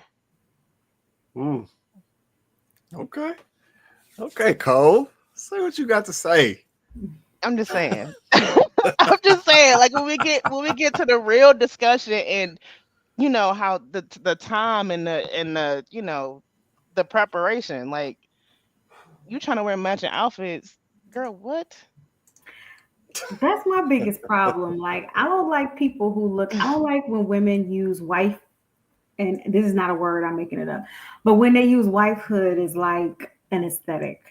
Yeah, I can't. Like matching outfits and, I'm ready to sit making down. cocktails, and wifehood is not an aesthetic. It's not, and I can't stand when women tell me that you've never even gotten close to being in that position without telling me you've never even gotten close, because that's so not what it's about. And I agree with Cole, like that also shows me that you haven't done any prep work on yourself to prepare yourself for that position, because then you would know that it's not an aesthetic. It's not cute for you to get on the internet and say this is what you think the elements of being married or being a wife is, because if I'm a man, I'm running in the other direction. Because basically, like Cole said, you Expeditiously. just telling me you want me to retire you. Did this woman know that like a lot of women right now that are stay-at-home moms was shooting in the gym with a man? Like they didn't start out as stay-at-home moms. Like they got married and they worked, or they had things that they had to do to get to a point where they could be stay-at-home position. Baby girl, this a life that you gotta toil for. You gotta tarry for this life, baby. This life don't come with a brass key. Okay? Like, please understand that. And if you were doing the work, you would know what that is. You would understand what that is. It don't look like matching outfits. Like that, it's insane the way y'all get up on this internet and just show how lacking knowledge. I was trying not to say ignorant, but that's what it shows. No, it is. It shows Hey. how ignorant you are, really. Like you don't Silly. understand what goes into being a wife, if that's what you think it is. And I'm not okay with the other narrative, right? That the married woman on 8 in the tables. I'm not really comfortable with, it's gonna get harder. It's a lot of work. And I'm like, oh my goodness, like I don't know which one do I disagree with more. I'm not sitting here saying that it's not work. Everything in life requires work and requires effort. So I'm not going to say that it's effortless. But to put that out there like, oh no, girl, it's going to be work. Like I'm not telling you that either. Like if you guys are on the same page and you're aligned with your husband, you're aligned with your mate, then yeah, will it take effort? Of course it will. Everything in life does, but it's not going to be, oh, girl, it's so much work because having a partner, and I know y'all feel some type of way about that word, but basically being a team, you and your spouse being a team, it allows your load to be light in certain areas and his to be light in certain areas because you're carrying it together. You're both carrying the load. So, oh, it's going to be so much work. It's sending out a bad message, right? Like, and also the idea that unless you stay at home, oh my goodness, yeah, it's going to be like, oh, for a working mom, it's just going to be a drag. Like, I don't like that narrative either. I just wish we were a bit more responsible when we put these messages out on the internet, and we were a little bit more objective. I feel like that's what's missing. There's no objectivity in these conversations. It's either all one way or all the other. That's why I asked earlier about, well, what do you think the male's responsibility in what things went wrong? Like, because there's got to be accountability on both sides. Black women to just get where they are all by themselves. And Black men are not in a position or in the mindset that they're in about Black women all by themselves. It didn't go that way. So if we both hold accountability, then we both have a responsibility to work to fix it. And I think that's the types of conversations that are going to be productive. If we just want to blame the other, then we're going to keep on this, cycle. We're just going to be going in circles. But at some point, we both have to say, okay, how do we fix it? Whatever.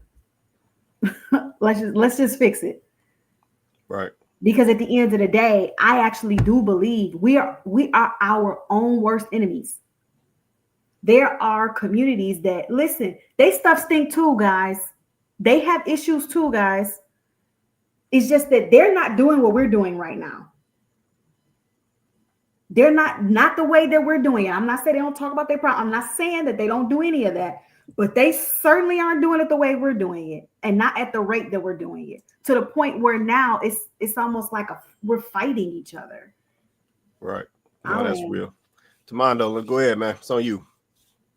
Come on. Thank you. Well, I am living witness to the lifestyle they want, and it just on my part, it was so hard. And my wife always says, she tell people that it is an instruction manual when it comes to these lifestyles. It was so hard getting up, going to college, catching the bus, she working and 9 to 5, taking care of them old, most of them going to being CNA, take care of them old folks, wiping their butt, and me going to college, struggling. It was so hard. Oh, it was so hard. It was so hard. But this is what the women don't see, because to get it, most of the time you have to get it from the bottom. Because a man that's already on his purpose is already doing it like that. He, quote unquote, has his choice, and then so he has his choice of who he want to fill that position.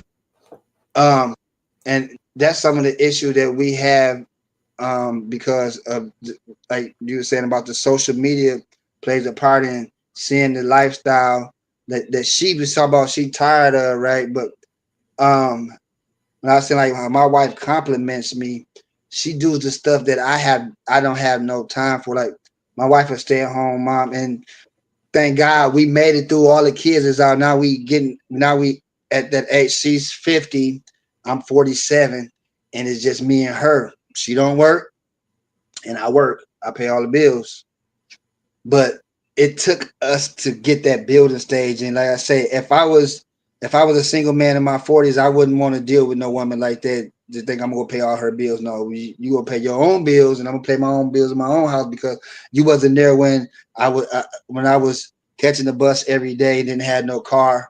You wasn't there with me when I was losing job after job or getting turned down because I wasn't qualified, because I was Black. Oh my God, I love my life now. Thank you, God, for my life now, but it was hard. And this is the issue that I see that the black culture has, our black culture has taken on the responsibility of trying to find that perfect gentleman, that perfect man, and he's not out there. Because as for men, okay, do it like this. I'm sorry for stuttering. When we talk about this up, we're not talking about what they call Pookies and Ray Rays, because we know there's a lot of people that's in similar situations, economic standards. Poor people get with poor people, middle class people get with middle class people, and high class people. But when you're looking for, you're in the poor category, trying to look for a man in the high category, that's where the issue comes at. And this is what a lot of social media shows, this certain type of caliber guy that's up here, and a lot of these women are down here. They're not on his level, far as, because he already got there. You know what I'm saying? And a lot of women don't want, like you said, they don't want to start from the ground up. But you know, I say, like, it takes a lot. It really does takes a lot. Because it takes a lot for a man to be like, you know what, I'm gonna get up every day because I know she has a responsibility at home to nurture and provide for our kids, and I'm going to do everything that it takes. I'm going to do whatever it takes for us to become not poor. Sorry, best way to say it. But it takes a lot. It takes a lot for on both ends. It really does take a lot on both ends for us to get in to live that lifestyle. Like, now, don't get me wrong, don't want to work. I don't want to work no days. I don't want to work at all. I want to be like her. She get to sit at home all day and she, now the kids are gone. She get to sit at home all day. She get to sit at home all day, and I got to work and still pay all these bills. But she don't got to watch the kids no more. This over with. Like, I'm stuck at home. I'm stuck working all the time now. But you know, I love my life. But yeah, it's an issue in the black community because we looking at being unequally yoked. That's the issue. I said all that to say that we are looking at not being unequally yoked. If you could get somebody on your same level, it would be a lot better. But a lot of people don't want to go 50-50. A lot of people don't want to live that 50-50 lifestyle. A lot of people don't want to live the lifestyle that makes the household runs properly. So, thank you, man. I appreciate it, man. I stuttered my butt off. Thank you so much. No, it's all good, man. I appreciate it, man. I just want to touch a couple things you said real fast. Well, one thing that you said real fast, and I'm gonna come straight to Cole. I think part of the issue as well is we have to understand what the level looks like. Yeah, that's another piece we gotta understand. Because see, at the end of the day, men and women, I said this not at you, Tommy, though. But men and women are looking for different things. Yeah, women are typically looking for a man with resources who can provide, who has leadership qualities, who brings her safety and stability and things like that. You know, men, on the other hand, are looking for typically nurturing. You know, he's looking at her physical appearance, you know what I'm saying, how, quote unquote, he's sexually attracted to her. Does he feel like she's going to be a good mom if he's looking to have kids? You know what I'm saying, and those type of things. Can she take care of a home and keep things together while he's, you know what I'm saying, out of the home doing what he got to do to bring money to the home? So men and women are looking at different things. So with that being said, we have to keep that perspective when we start talking about levels. Yeah, because see, typically what happens is a guy is looking at a particular woman and saying to himself, she's on my level based on these things. But that's not typically what the woman is saying to herself. If she's not saying, I'm on this dude's level because I got this, and this. It's always a mismatch because we're looking at two different things, and the same thing goes for a man. So a woman may be saying this dude is not on my level, but typically she's talking about financially.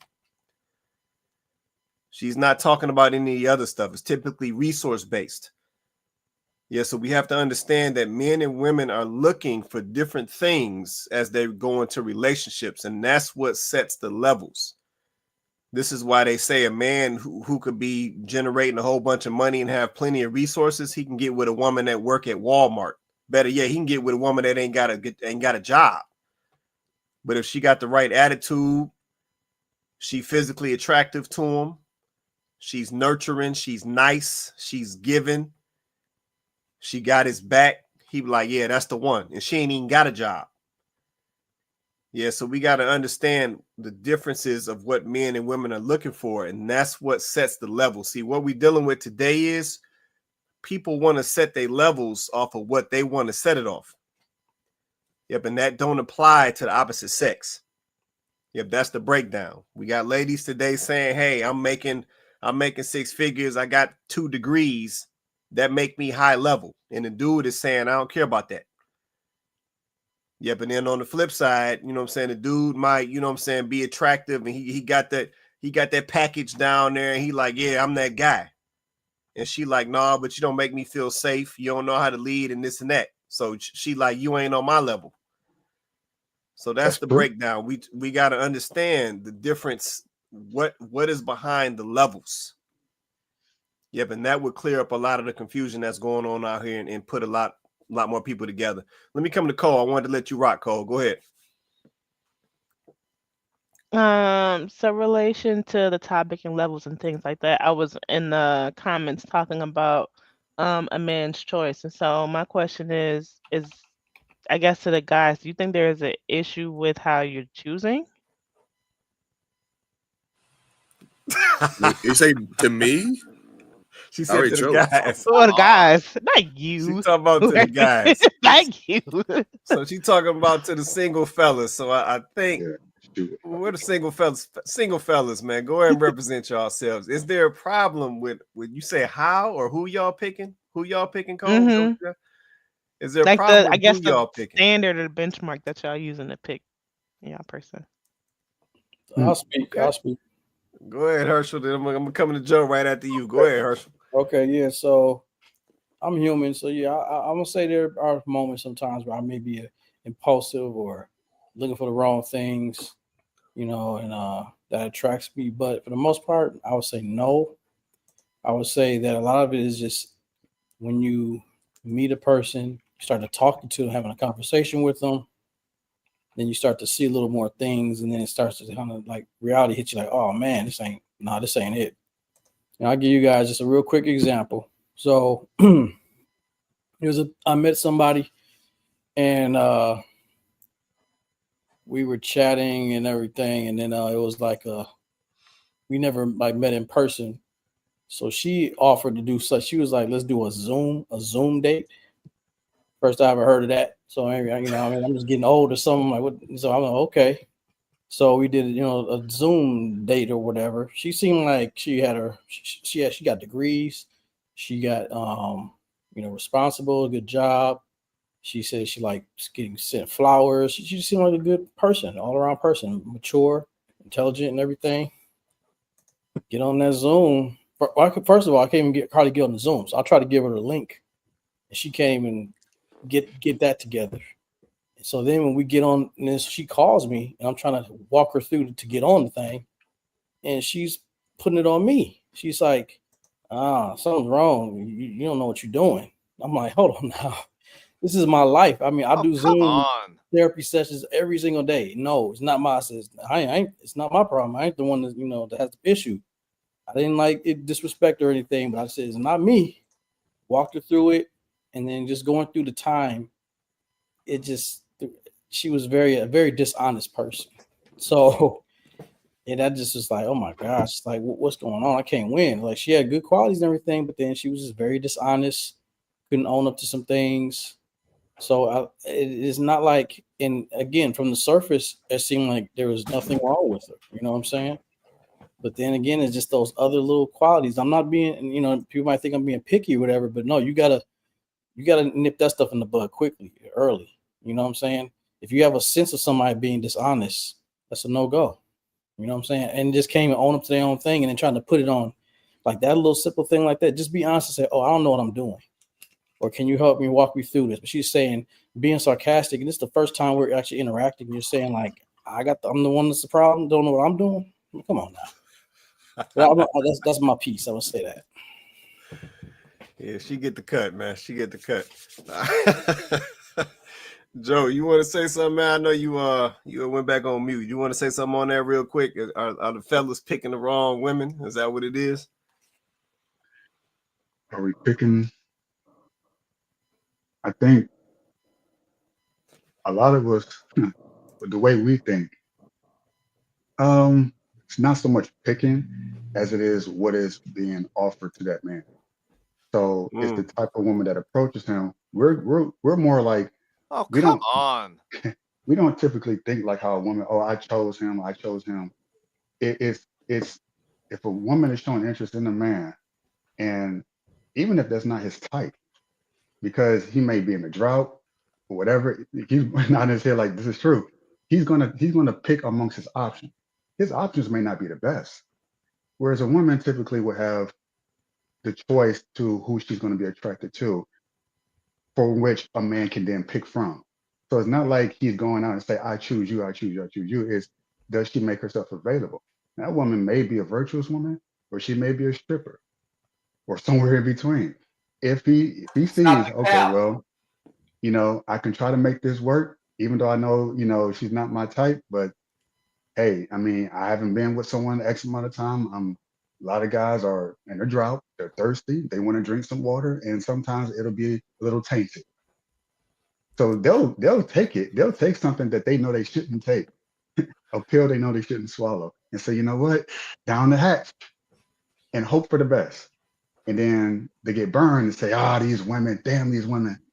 So yeah, we're picking, but we're not picking. If we had to pick, it'd probably be more of our type, but it's based on the type of women that are being presented to us, and the type of woman that we can attract is what we pick up. And then sometimes we'll pick amongst those people that we can attract, and then we get upset if we pick the ones that we are the ones attracting. So then around and around we go. So I guess in a way, yes. Wait. Hold on, Joe. So are you in So around? y'all got a problem then. So if y'all are controlling the picking, That's not what he said. but if men is the gatekeeper to marriage, and you saying you're going round and round in circles, then what are you doing? So you the problem. You don't know how No, to pick. no, that's true, Cole. Oh, come No. on. Okay. No, that's not true. Joe. Oh. Boy, ain't no way, boy. Boy, ain't no. Tell me what he said. Look, as the one who's married, I gotta say that what Joe's trying to say in a nice way is that a lot of y'all aren't worth it. And wait a minute. Yeah, I'm just Is that what he was saying? He's saying he's sounding erotic. He just doesn't want to. He doesn't want to be mean. He doesn't want to be mean because he's saying like this is what we can pick. I know exactly what Joe's saying. Wait, we both just trying to interpret what he said. Now, hold on, and we both could be wrong. We could be. We could be. But what I'm hearing is it's just like if I gotta pick, there's a lot of women. He used the stripper thing. I was like, wow, that's a big difference. Yeah. But like, if you are around. I want to be nice, but like, man, I just gonna be honest. I just think there's just not enough. Well, I don't date men, so I'm not even gonna talk about men. But as far as women goes, bro, like, it's just not it. I'm sorry, it's just not. It's just not it. No matter what race it is, it's kind of like, no, I'm thank confused. you. What does that mean? So Joe's trying to be nice about it. He's trying to say like, oh, what I can pick. Nah, bro. Like I just rather watch Pornhub. I'm sorry. So it's nothing to pick from. Right. You're saying it's nothing to pick from? I didn't say nothing. I said it's a lot. There's not a lot. The bad ones. They'll still leave you. No, yeah. Thank you, JR. Well, let me clarify. Listen, Cole. B-Boxer, yeah, he read my mind on that one. And at some point as a man, you start thinking, wait a second, is it me? So let me give you an example. I can give you a clear example. Is it me that's attracting all these women? Am I the problem? And then at some point you start thinking, like, yeah, it is me. Maybe it is me. I'm the crazy one. And then when I went out the country and realized, oh, it's still women choosing. Now I'm still picking from those who have chosen me. But now the quality is a lot, the type of woman is very different. It's so now you start realizing, oh, so it's the environment I was in. But it's hard to tell that unless you get outside of the environment. You don't know that you're not the problem or that you are the problem until you get out. And then they say you take yourself everywhere you go, which also has some truth to it. I'm not saying that every man who goes out the country and all of a sudden he has all these women that he didn't have access to back at home open up to him. Sometimes he is the problem. But in a lot of cases, and even including mine, you realize, oh, it's different kind of women who are choosing me at this point. So maybe I wasn't. So then you start having a lot more confidence in your ability to pick. And then you start having higher standards of the type of woman that you pick from. And you no longer will accept the type of woman that you had access to. But a lot of times So a you man will don't even know choose how to them. pick one person though. It don't take all of that to pick one person. You want to try the whole rainbow just cuz it's available. We talking about long-term living life with a person. Y'all, you talking about still trying to taste every piece of chocolate there is. You just gotta That's not pick what he's I don't one. saying. hear You that. just I don't gotta hear That's not that, pick saying Cole. that. one.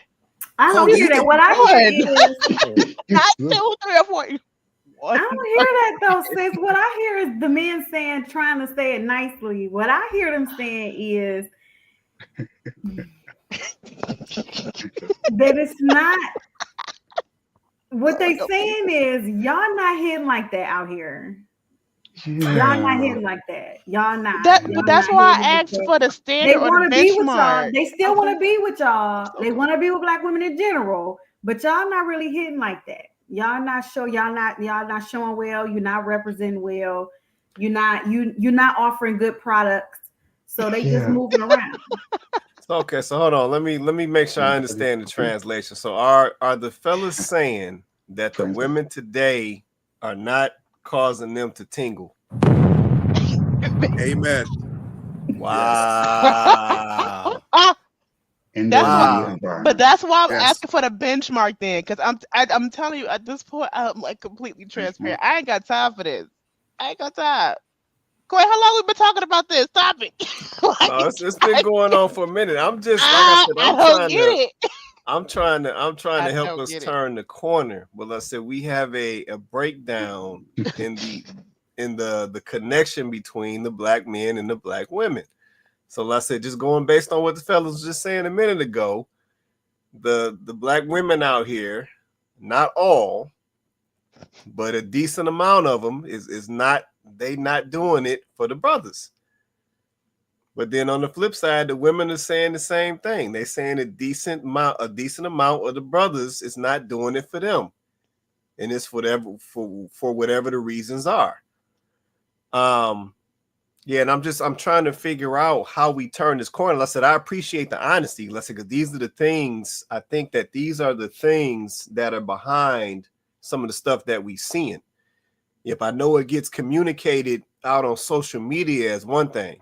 Yeah, these dudes this, these dudes that, these women this, these women that. What's going on, Cole? What you see? No, this He comment. read It's hard something. for Cole to understand that she is not it. Who is that? I I ain't even don't see that one. child. You want to respond to it? I Or you want me mean, just leave it where no. it's at? What you want me to do with it? What specifically do he mean? Go ahead. I mean, go Let's ahead not. and No, this is a bad idea. why?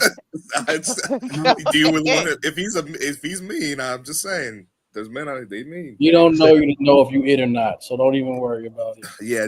Just ignore this guy. All right, we're gonna leave that. We're gonna leave that where it's Okay. at. We're gonna leave that where it's at. Let Mm, me get this comment. Let's see. Can y'all just say mindset have to change?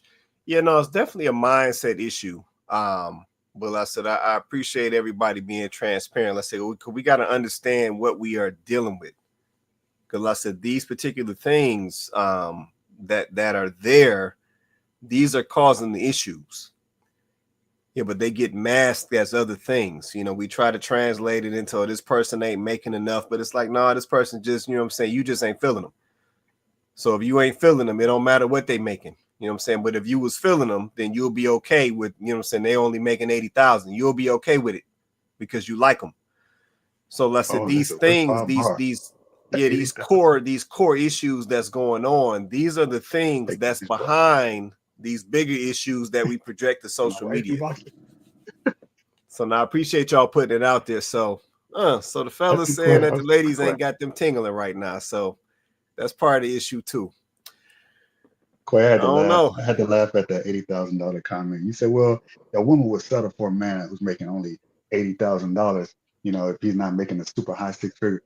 I'm saying to you, they will settle for much less if they like a man. No, I agree. I agree with you, $0. Yeah, no, I agree with you. That's what I'm saying. I was that guy. We try to mask it. Like, you know what I'm saying, this dude, I'm not going to entertain him because he ain't making the, you know what I'm saying, this six figures. But then we see time and time again that these young ladies will entertain dudes not making these six figures if they like them or they like something about them. And the same with the brothers. You know what I'm saying? The brothers will say that they having issues with these black women, but if they like something about her or she doing something for them, then all of a sudden they cool with black women. So that's what I'm saying. There's root issues that's going on that we won't talk about. We'll just mask them as other things, you know what I'm saying, because we don't want to get down to the root. So yeah, at the end of the day, like I said, this is great conversation, like I said, because I'm hearing some things that's at the root of this. So like I said, if we got just at its basic foundation that black men are just not feeling how black women moving out here or how they talking, well, then that's going to affect a lot of things when it comes to them interacting with black women. Yep. And then on the flip side, if black women feel like, you know what I'm saying, these guys, essentially, let's just call it what it is, don't know what they want, or they ain't moving right, or they not bringing that masculine, that safety and stability that they looking for. Well, then now they not tinkling for the brothers, so that's going to affect their interaction with the black men. So yeah, these are just the foundational issues, you know what I'm saying? So I'm glad we're able to get to that. Because I said these are the things that, like I said, once again, that affect the bigger picture of what's actually going on out here, and I said, and why folks can't get together and, you know what I'm saying, and make it work. I would like to I think kind of answer Cole's question. Go ahead. Like, we here now. so I understand with you, like what's we here now. Like I can respond. I've tried to explain this once before, and I still have trouble kind of explaining it, but I can kind of give you an idea of what that it's like. It's the differences like here and then when I was in Brazil, type of women, the way they treat you, it's an energy that is immediately inviting. It's not standoffish. It's very, it's like a pulling effect. Like they draw you to them in a most warm, inviting, kind way. They'll do extra little things that they don't have to think to do. They just do it as it's just what they do. Whether it's pulling out a chair for me, for example, paying for some of my meals without me having to it's like what? But let's say here in America, it might be her expectations for me to do all those things for her.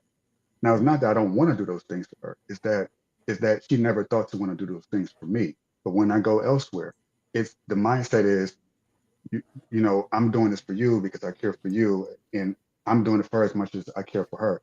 So it's like a mutual thing. Whereas here it's kind of like one-sided, similar to that last video that he played of that woman who has a one-sided mindset of what her expectations of is in a man, and that she thinks she's still in a very selfish mind. I want this from a man. Basically, everything she wanted, the man has to be established. And like Tamondos explained earlier, he's not going to be willing to look after a woman who's looking for that because she wasn't there with him in the beginning. So she wants the glory, but none of the come up. Whereas let's say over there, they're willing to go that far with you. And it's not even necessarily, you don't necessarily, as a man, I don't want a woman to go through that, but it's that they're willing to do it. And it's the mindset, it's an energy that comes with that, and that affects their action. It's subtle. And I could like, if I could try to break down every single subtle thing, it would take all day. No, But if you get the energy what part you right, mean. then the energy will follow the actions behind it. So I would say, well, any woman, if they were curious, if they were genuinely curious, like how, if they wanted to compete, for the type of man that they really want, and they find out, oh, this guy that I want, he's going overseas. What is it that she's doing that I need? If they simply mimic what those women are doing, then kind of like how men do here, like, oh, I want to be like James Bond. I want to be How like about this and this. go ahead, Quay. Go. Oh, I'm go about ahead. to ask you. Yeah, I'm about to about ask you this okay, question, go Joe. ahead. Yep. So just based on quiet. what you said, Joe, I'm gonna give you this scenario, and you tell me what would be the outcome.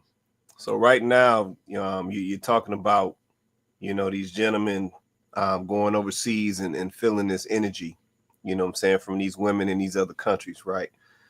My question to you would be, if you got that same energy from a black woman over here in the United States, would you give her the same response? Yeah. 1,000%. I don't believe. 1,000%. You don't believe him? Nope. You don't believe him? Nope. It's not the cap. Okay. No, because seriously, because of what he Right. said, I think honestly, I could be wrong, but I think he's to me, he's speaking to a specific type of grooming that the woman has gone through in certain aspects that they probably don't experience over here in America, which some of it has nothing to do with neither one of them. That is my perspective, and yeah, that's my perspective. You think Joe would not pick a woman if that's Here? right next to him if she's treating him just like the women of Brazil? He would be like, nah, not for me. No, He would. I think it's certain Americanized things that he may not agree with that may not have too much to do with the woman. Well, here's the thing, and I'm be transparent. I've been attracted to women who are like the ones I met in more abundance in Brazil, who happen to be married. They're already in relationships. So those type of women are not, they're far more rare here. Whereas over there, they're much more abundant to choose from. I just So, said that. but otherwise, I would be with an American one. I don't care. Even like the woman in the picture that I have now, my tour guide, she's of a lighter complexion, but there was other women there who are as dark as I am. So if you might be thinking skin color, or if she's a black, she can be a black woman. She may not be Black American, but she can be, as long as she carries that and embody that energy, that je ne sais quoi, that a woman, it's just comes so naturally to them. They don't have to think about it. The feminism thing is not a thing. That's a big one too. They don't really, man. They revere men in that country, revere them, respect them in a way, in such a way that you could say they pedestalize men there. Like, oh my God, this is my father. Like, I respect my father, therefore I respect you. So the way they treat their fathers or the men in their lives and their family is by proxy how they would treat you. It's like it's a normal thing for them.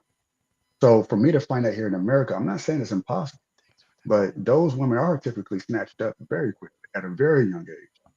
It's probably because of how they were raised. So I hope that answers your question. That's what I just said, though. It's certain Americanized aspects that a woman has gone through here that you no longer agree with. Never agree with. Yeah, but you asked if there was a woman like, there are women out here like Brazilian women. They're just not that many of them. They don't So let me say this. Let Let me add clarity. Let me add clarity. So it's not a regional thing. It is how you are taught. So it's how you are taught and raised, right? Yeah. So yeah, there are women all around the world who were taught and raised that. You know what I'm saying? They respect men, they move a certain way, they cater to their man. You know what I'm saying? They all about taking care of their family. It's not about his salary, you know what I'm saying? It's about his character, his morals, his standards. So it's about the core things that matter.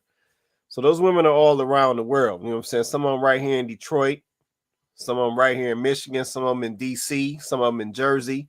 Like, they all around the place. But at the end of the day, we have to go seek them. Yep. And also we have to be the people essentially that attracts them. Yeah, that's the other piece of it. Yeah, you have to be the person that attracts that type of person. Yeah, that person is, let's just keep it a buck. That person ain't for everybody. Sure. Yeah, but everybody out here don't deserve that person. Yeah, the woman who's got it figured out, every dude don't deserve her. Yep, and the guy who's got it figured out, every woman don't deserve him.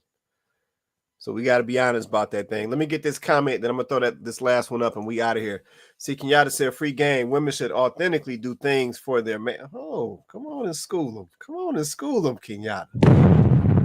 We're gonna drop the bomb on that.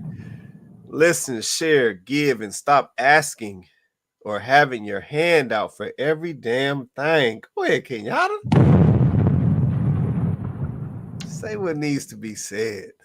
Okay. All right, I had to get that comment right there. Leslie Donovan said, listen, the good ones get scooped up or held on to. Yeah, no, that's a fact. Yeah, when you're out here moving the right way and doing what you got to do, you're going to get scooped or you're going to do the scooping and everything is going to be good going forward.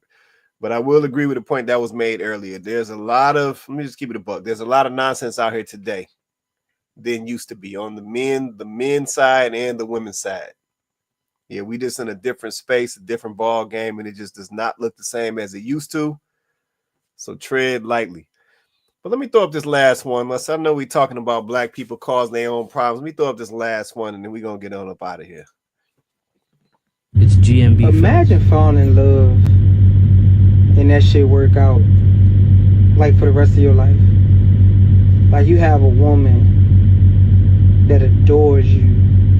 You know what I'm saying? Like everything about you, she like is all cheesy about. You know what I'm saying? Like her soul is full when it comes to you and your name. You know what I'm saying? I would love that. I know that feeling is just amazing. To know that you call your woman and she geeked about you calling her. You know what I'm saying? You go around your woman and as soon as you walk through the door, she all over you, jumping into your arms, telling you about her day. Everything is baby this, baby that. You know what I'm saying? Like, that gotta be like the best feeling ever. You know what I mean? I hope everybody in this world gets to feel that. You know what I'm saying?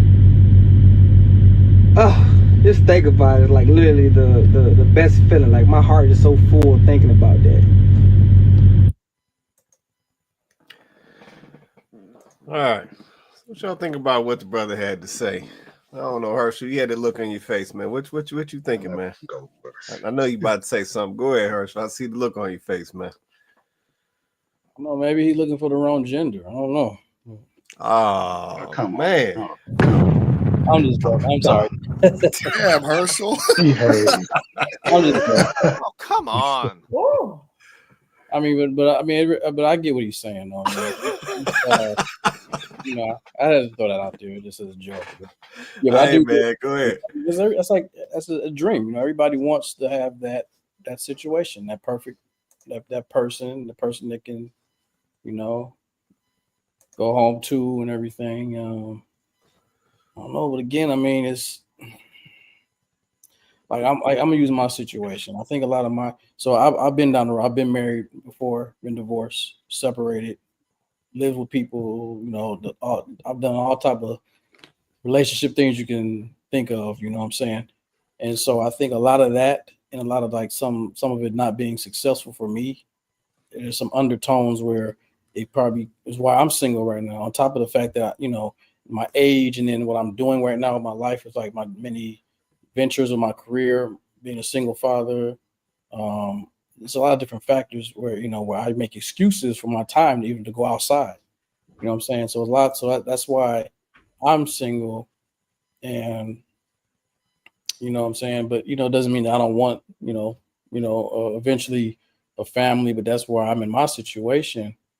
But also I think that, again, I probably shoot myself in the foot a lot of times too. You know what I'm saying? I know I've missed out on certain opportunities with some good women, but I passed them up for the hope of this thing happening or just not trusting them.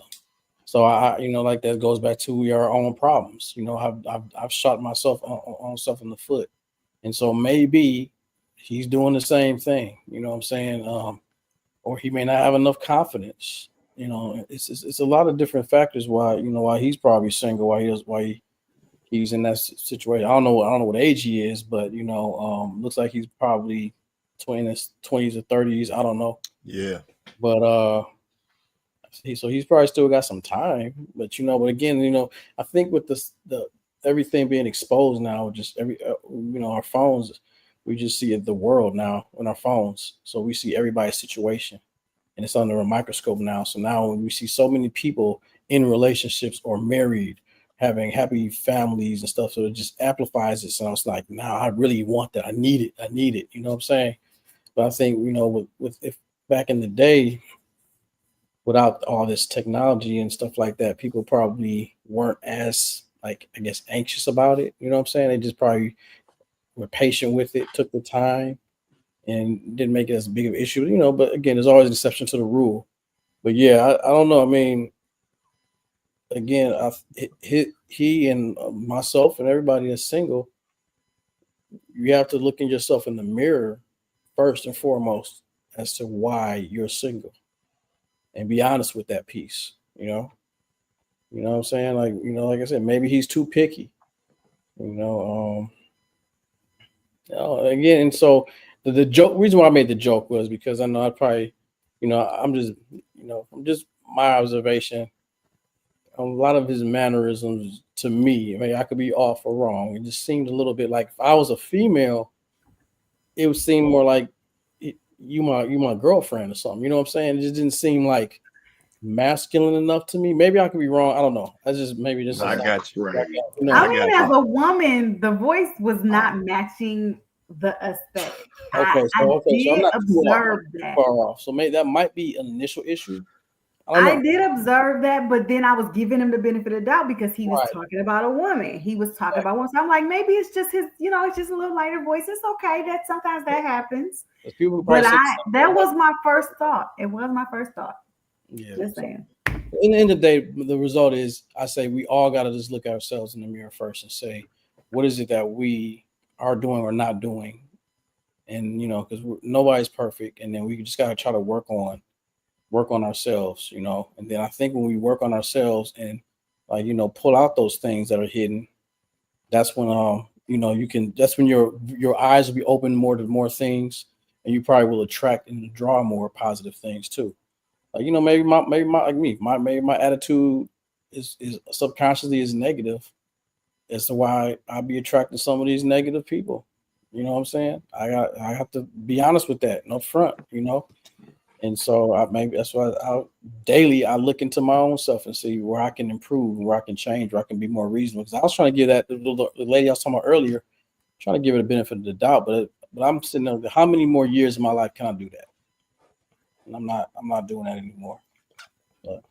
I feel that, man. No, I appreciate that right there. Now, let's definitely we definitely got to look at ourselves. That's key. And that's the first step. Anybody else? Coco, B-Box, Cole, JR. JR, I saw you come off first. Go ahead, JR. See, I got a problem, right? With accountability when it comes to relationships. Because it's like, I've been in 2 relationships, right? And both of them have left me. And it's like, right, I look at myself, hold myself accountable. It's like, cool. And then it's like, on both occasions, they want to come back, right? So it's like, damn, I'm not good enough for you to stay with, but I'm great enough for you to come back to you, type of ish, So it's like, I find it hard to look at myself and be like, where did I go wrong if you want to come back? I don't understand. Because the emotions, they do it based off their emotions, especially both of my situations, right? And as much as you might find it hard to agree, I've never argued in a relationship. So both of them relationships, they was fine. No arguments, no fighting, no nothing, like, no toxic vibes or anything like that. But it's like, they would leave based on their emotions, and then you want to come back type of. So it's like, I find it confusing. But obviously I don't let them come back because it's like, if you can leave once, you're going to leave twice. So yeah, I just find it confused, but yeah, so I don't understand why they do that. Can I provide some clarity on that potentially? Yes, please. I mean, obviously, without knowing these women, I'm definitely probably reaching a little bit because I don't know these women. But could it be, and it sounds like it could be, that once again, it's the classic grass is greener. Like they left thinking maybe they can find something better than what they have, and then they went out there and realized that it was not giving what they thought it was going to give, and they were like, well, you know what, he was all right though. He was actually okay. He wasn't bad. I mean, that doesn't mean you don't have anything to work on. But no, they probably did. They probably probably measured the relationship that they had with you with what they were experiencing out in the streets, and was like, you know what, that actually was not a bad situation. He wasn't a bad guy. Like, I probably should have just stayed there. And then they go, and then they try to, spin the block. So I mean, I personally think that women do that. I personally think that that's what's happening. Man, let me address this. The comment came in off of this. She's Kenyatta said, JR, they realize it ain't nothing out there. Now they are arguing and fighting with the dude they left you for. Let me ask this question.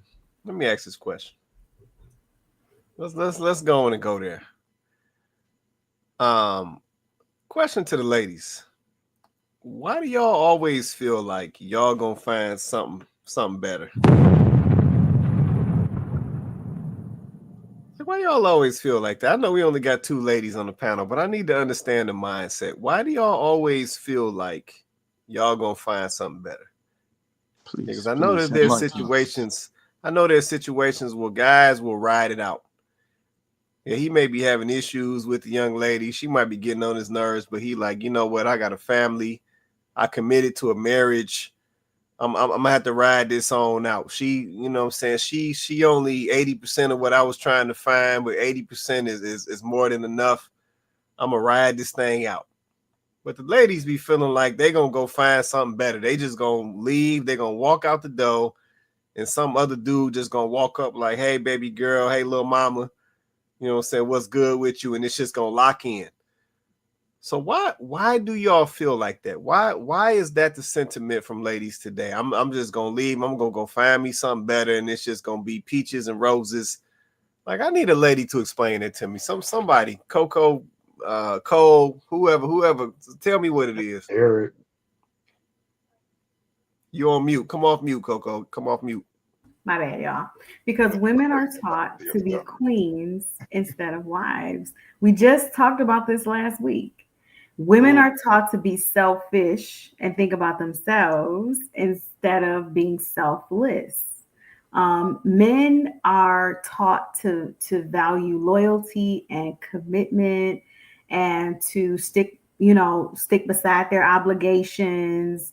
That's what men are taught, right? And women are taught all about what they deserve and what they should have and what they're worth, and they're worth so much, and they shouldn't settle. And this is the messaging that women get, right? Princess mentality. Like, this is a message that a lot of us get. Maybe not all of us, but this is the messaging that a lot of us get. And we were reacting to that video last week where the woman got on and said, we teach our daughters to be queens instead of to be wives, and to understand, how to be wives and what that looks like, right? And that as women, yes, we need to be worthy of this protection and this provision that we're telling our little boys that they're supposed to be willing to provide. As women, we're not being told we have to be worthy of that protection and that provision. We're not being told that. So now we're going around believing the hype. Now we believe that we should have the best of everything and that we deserve all of the things that life has to offer. And what we don't understand is Black people cause their own problems. What have you done to deserve all of those things that you say you want? Like, what have you done? Have you done the work, right? Because if you have not done the work, then you're your own enemy. You're the reason why you can't get what you feel you deserve. You haven't done the work. You actually don't deserve it. You just feel like you do because somebody told you did. Right. So I feel like that's at the root of that. Like, women genuinely feel like there's always more. They can always do better. They're worth so much. That part. Just simply overvaluing themselves because they've been taught to overvalue themselves, right?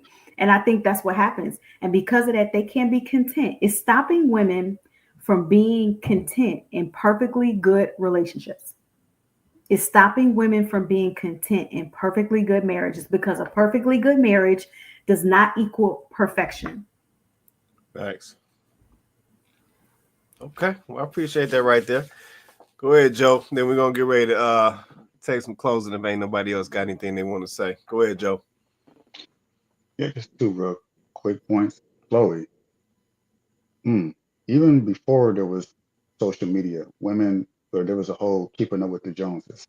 So if the wife next door was, had a brand new car, the wife next to her wouldn't have a brand new car. Now it's expanded because of social media. So I think that's just always been a woman wanting more, whether it's resources, more of this, more of that. And unfortunately, we take the good with the bad. Social media shows the Kim Kardashians. Oh, I want to be a billionaire now. I'm delusional. Sarah, she got Russell Wilson. I can get him. I can get him a guy like him too. But you live in a project. You're not a famous dancer. So, but that's it's that whole keeping up with the Joneses mindset that has just transferred into the digital age. Secondly, to the video itself. I understand what he's looking for, but his desires are misplaced. So I can tell he's probably working construction. He might not be working.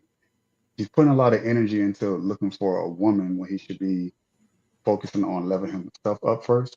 And I've learned that women can't really give him or treat him the way that he wants the woman to treat him until he feels he's worthy of that. So he has to treat himself that way. And then women are drawn to that level of confidence that you can't fake. It's like an internal thing. And he hasn't gotten there yet. He's looking for someone to do something for him that he doesn't want to do for himself. So he's looking for that adoration, that praise, that tell me I'm worthy.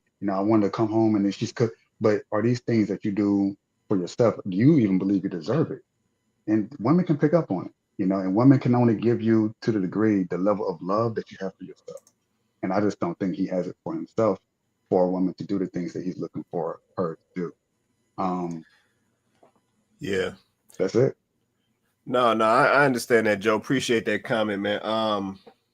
Yeah, that was my only issue with the brother. This is the thing. I see folks make these videos, and like I said, folks send me all type of videos, but I see folks make these videos, and I think the problem is it doesn't align with our actions. It's like you saying that, oh, it would be so nice to come across this woman, and she, it's what he say, baby this, baby that, and she smile when you come home, and she happy you home, and she got you a meal cooked and whatever else. But it's like that's not how we moving out here. And we gotta be honest.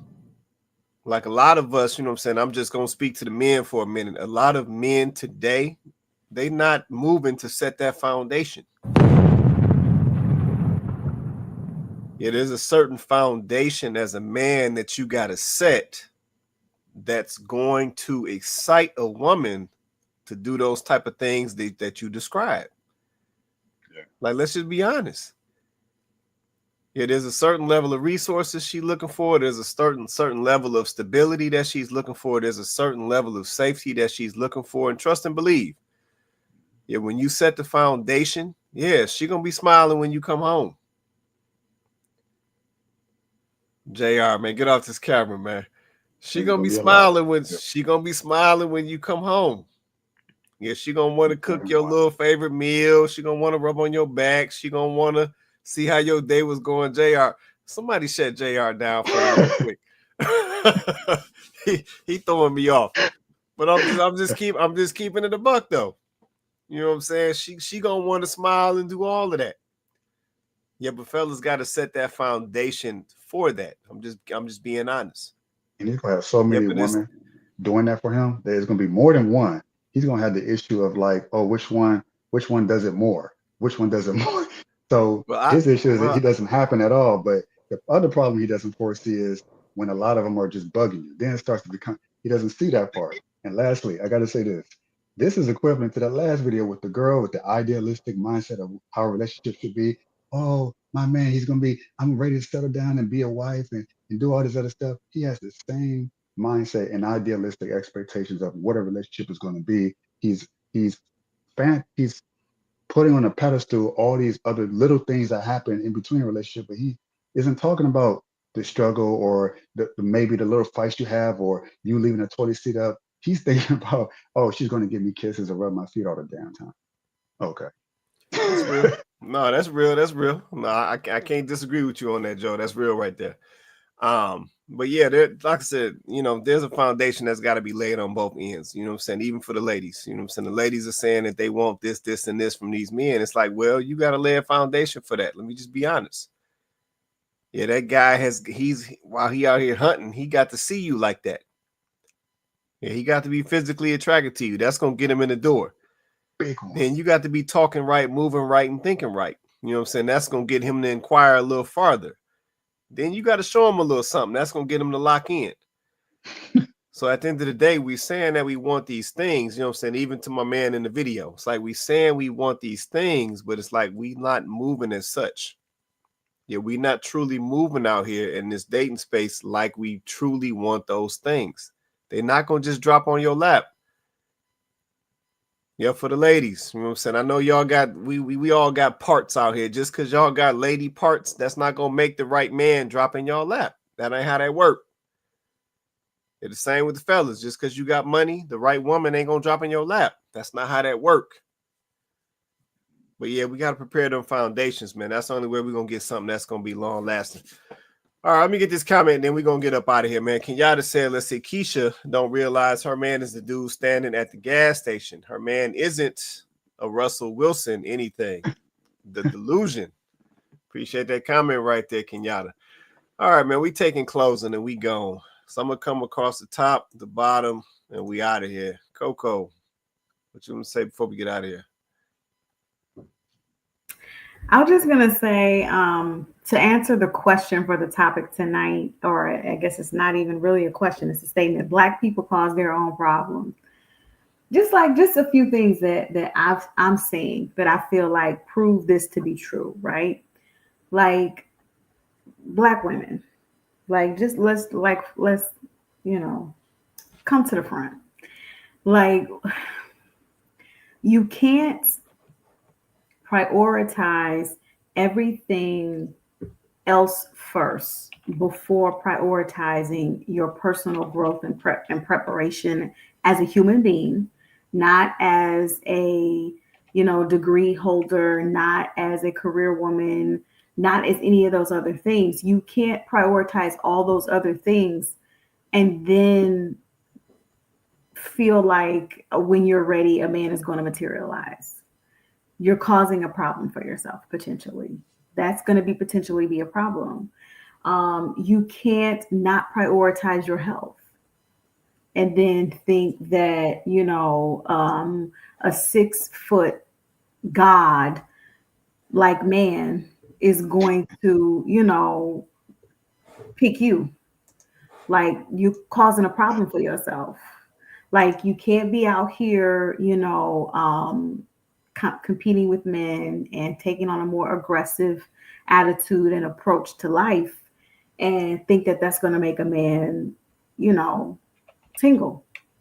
You're creating a problem for yourself. It doesn't work that way. We don't tingle. And then for men, you can't be out here, procreating with the gutterest of the gutter, and then you want a woman that had, to take you seriously. That's about her business. You can't expect to prioritize schmecks over, getting to know a woman and then think that you're somehow going to find the right one. Like that way you may eventually find her, but you're going to have to go through a lot of trash before you get to her.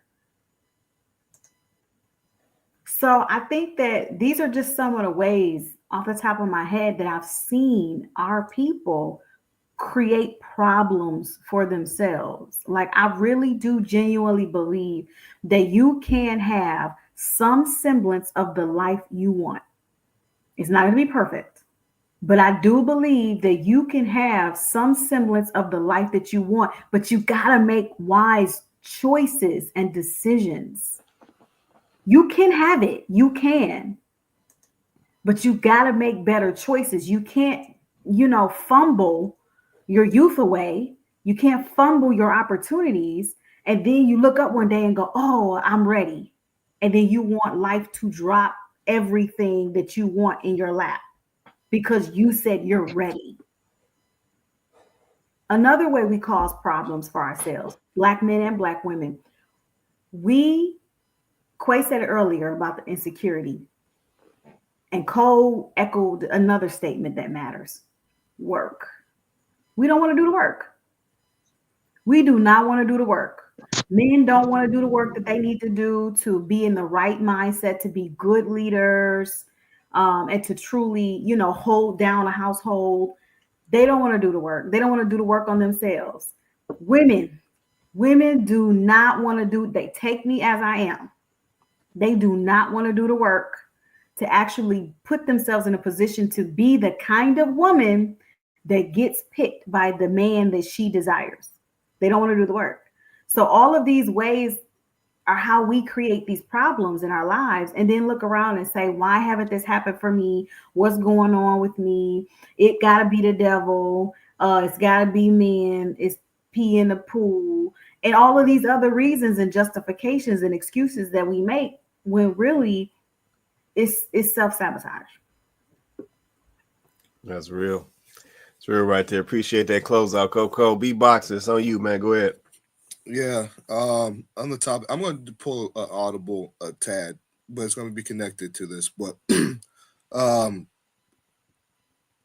Cole, I know Joe said something earlier about what the guy Hat King said to you, but I'm going to connect it to what we're talking about, and I might do a Derek Jackson myself, but I got a real problem with Black men like the Hat King guy when he said that comment to you. I got a real problem with that. There's a lot of guys like that out there that they go, like, from my perspective, Cole, I think you seem like a decent person.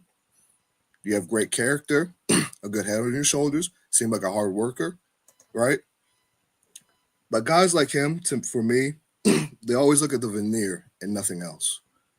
And everything's for everybody. I get that, right? I'm going to say that, but it's one of the problems with Black men how we get put in a blender, and we cause our own problems we look at things that don't matter. Then we get caught up like Shannon Sharp, Anthony Edwards, numerate about Black men who are like, ooh, she looked nice, but this woman's horrible. Then want to complain about the women they pick. Then want to talk about white people or all these other things that go in white supremacy. No, you picked a horrible person, and now you want other Black men to cape for you. And I see some of that too. Black men, we gotta do better, bro. I'm sorry, we just do. I'm sorry, we just gotta do better. Stand on business and stop saying goofy things like this guy, like what was said in the comments. I just had to say that. Yeah, no, I appreciate that, B-Boxing. Let me just co-sign on your sentiment, man. As Black men, we definitely have to do better. And let me just keep it blunt. We got to grow up. Yeah, some of the stuff that we out here doing, man, is so immature. And it's like we wonder why we can't find the type of premium women that we looking for. It's like you moving like a little kid.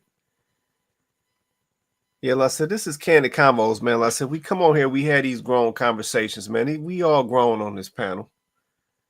You know what I'm saying? We all working people, we all business owners and everything else on this panel, man. So I said, this ain't no game playing. Yeah, but when certain things are said, it reveals certain things about certain people. Yeah, but like I said, and I take note of that type of stuff. Because at the end of the day, like I said, we try to have productive conversations on this panel. Yeah, but when I see comments like this, like I said, I always gotta appreciate somebody calling it out. Let's say, because I'm gonna call the nonsense out. Yeah, this is the stuff in the community that we don't need.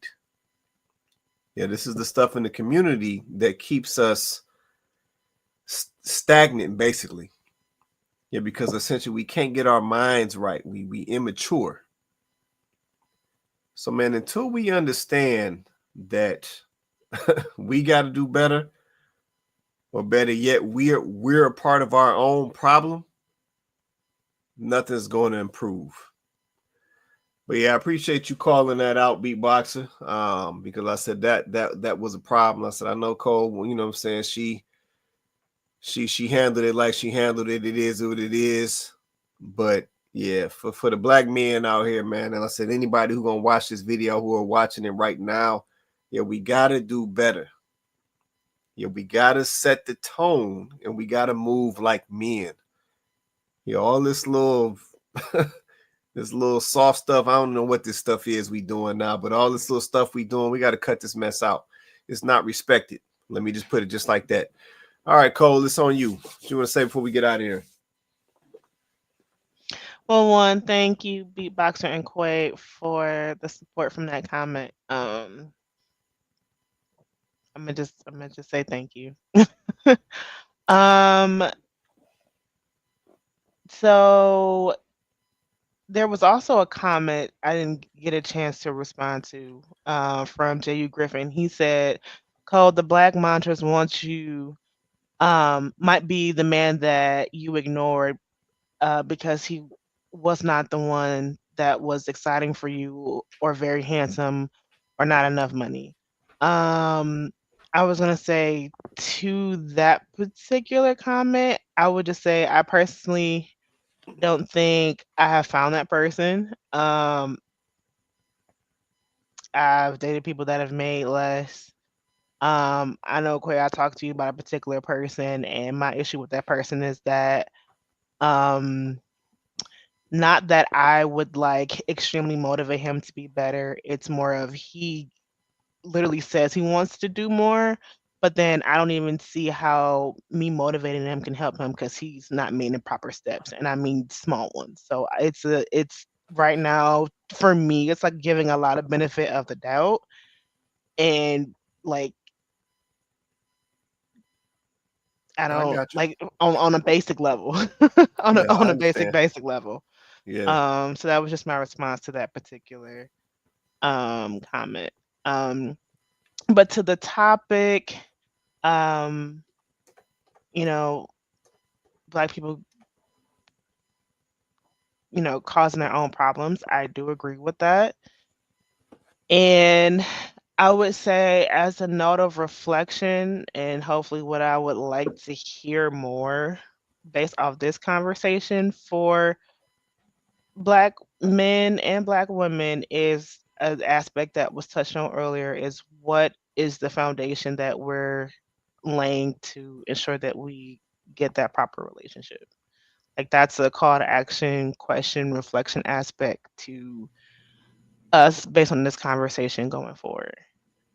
That's Um, real. and hopefully people take it to heart and start to move based on that call. Because I'm making a call officially. Okay.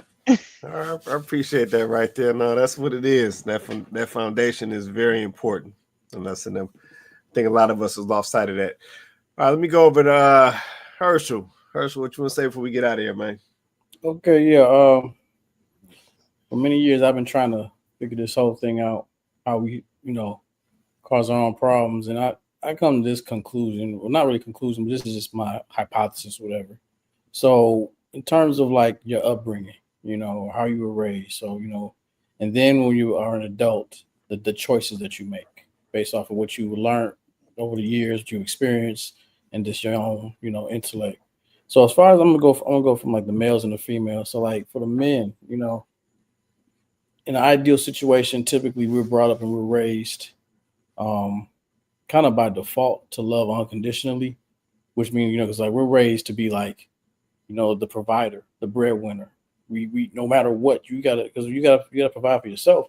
So then when you taking on another person, like a wife, soulmate, children. You gotta be there no matter what. So it's not like a grass greener on the other side type of situation. It's like when you get into something, you in it for the long haul.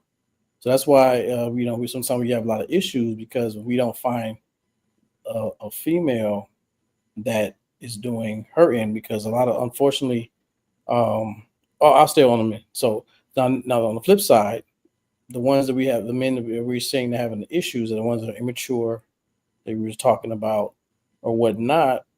Somewhere there's some disconnect where they weren't raised, to number one, respect women. They weren't raised on values about being responsible, supporting, and taking care of. So those are the guys that a lot of women come across that are like wasting their time and deal breakers and things of that nature. Now on the women's side of it, like in an ideal situation, she's not. I mean, I think with most women too, they're not really in this Americanized period. They're not being brought up and taught to love unconditionally. It's more so conditionally. You know what I'm saying? Like we were saying earlier about oh, he's got to make this amount of money, or he's got to do this and got to do that. It's like kind of like what Joe was saying earlier regarding like the different ethnicities and different cultures and things of that nature. I think the difference is that they are still being raised and brought up as to love unconditionally. But here, a lot of women are brought up and raised, well, you know what? If he got to do this for me to do that. If he's not doing that, I'm out. It's not like a genuine, unconditional, just I'm supposed to do this. This is my role. I'm going to do this regardless. And I think that's where we're missing it, and just this whole connect. You got those women that do that, and you got the men that do what I just said on the latter end. And that's where we're going wrong. So it starts at home. So it's how are we bringing our kids up? Is teaching them how to be a wife, how to be a husband, and that's it. And I think we would have less immature men, and it's just so many dynamics, like as far as even with the single parent homes, if a father is not typically there or primarily there a lot, it could be some things missed. As far as when raising the child. I mean, I'm not saying that it's impossible. I mean, kids can grow up and be a wonderful man without a father. You know what I'm saying? It's possible and everything. But in a lot of situations, that plays a role in it too sometimes. But yeah, that's how we create our own problems as far as just not being who we're supposed to be, our roles. You know what I'm saying? As far as husbands or wives. And so until we can kind of, like I said, we go look in the mirror again and be with ourselves and say, am I doing these things? Am I genuinely doing like this? Do I need somebody to do this for me to do that? Or will I do it just regardless? Until we can answer those questions, I think that's when we'll never really know, what's going to happen for us. No, I appreciate that right there, man. It's interesting that you made some of those points that you made, Hirsch, man. I said, and I know Cole can validate what I'm saying. So I literally posted about this. And I literally said that we are teaching our young fellas to be protectors and providers, but then what are we teaching our young women? And it was crickets, man. like nobody said anything. And I'm like, wow, like, you know what I'm saying? And not to be funny, man, but like I said, to me, this stuff is concerning. Yeah, like I say, because typically when you post certain things, you know what I'm saying, people will respond because essentially it may be triggering or whatever, what have you. But like I said, but Cole saw this, and it's just like nobody had anything to say when it came down to what are we teaching our young women, you know what I'm saying, when it comes to relationships and marriages and so forth. So yeah, we definitely got a problem, man. So let's say you were spot on what you just said, Herschel. Let's say I literally just validated this on social media, man. All right, let me keep going, man. Tamondo, it's on you, man. What you want to say before we get out of here, man? Yeah, I got my earbud in. Can you hear me? Yeah, go ahead. All right, so thank you for another hot topic, man. Appreciate the combo. Couple things. I had to write it down because there's so much. Women always depended on men for protection and provision. There's nothing new. The thing is just the arrogancy and the ego that women have when they say it. It comes off as arrogant and egotistical because we know this is what we've been doing. Grandpa and them been doing it before social media and all this other stuff came. They took care of the house. It was natural. It's a natural order, and the natural order will happen regardless. Um, so uh, men need to step up and be the leader. It's on us to um to lead. Uh, I could say that I was blessed to be always. I knew what I was looking for, and I was always blessed to find it. So, um, not I hate to make it like me about me, but it it's the mindset. We're not moving correctly as men as a whole. But I believe men that know truly know what they're looking for, they go out and find it. Do it come perfect? No, it does not come gift wrapped with a bow. It's going to be a tear in it. It might be the smallest, it might be the wrong size. But then what we have to take with it is I have to take the good with the bad. And then far as on the women's part, uh they just have to know their role. A lot of them is not being taught how to respect a man, how to let a man lead. So we know that there's a lot of these issues that is being floated around. Um, I think it's a beautiful thing that women has the opportunity and want to work because grandpa and them had to foot the bill on their own. Great grandpa had to do it on their own because the women wasn't allowed to work in the workforce like that. So when I see women that want to work and want to make their own money, go for it. That's good. If you can contribute because a man that's on his purpose is going to do it all anyway. You know why? Because it's part of it's natural. It's natural for a man to want to take care of his woman and want to provide for his woman. And like I said, but to hear these women had this ego, oh, I'm looking for a man that can do this, do this, do this, do this. A real man gonna do it regardless. You don't got to be out there throwing it out there because it just makes it looks arrogant. It shows a sense. It shows arrogancy because, like I say, my granddad they always took care of home. Grandma didn't have to say that. He went out there and did it. So I appreciate y'all. Thank y'all for the convo, man. About No, appreciate you hopping back on with us, man. So I know it's been a minute, man, but let's see, you always, you know what I'm saying, bring great value to the conversation. So yeah, appreciate you, Tamando, hopping on with us tonight, man. Let me keep going. Joe, it's on you, man. You want to say anything before we get out of here, man?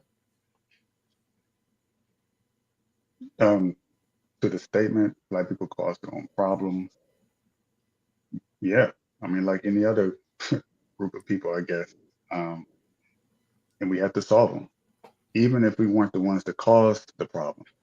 Like we didn't put our ancestors on a boat to come here, and we're dealing with the fallout from that, even still to this day.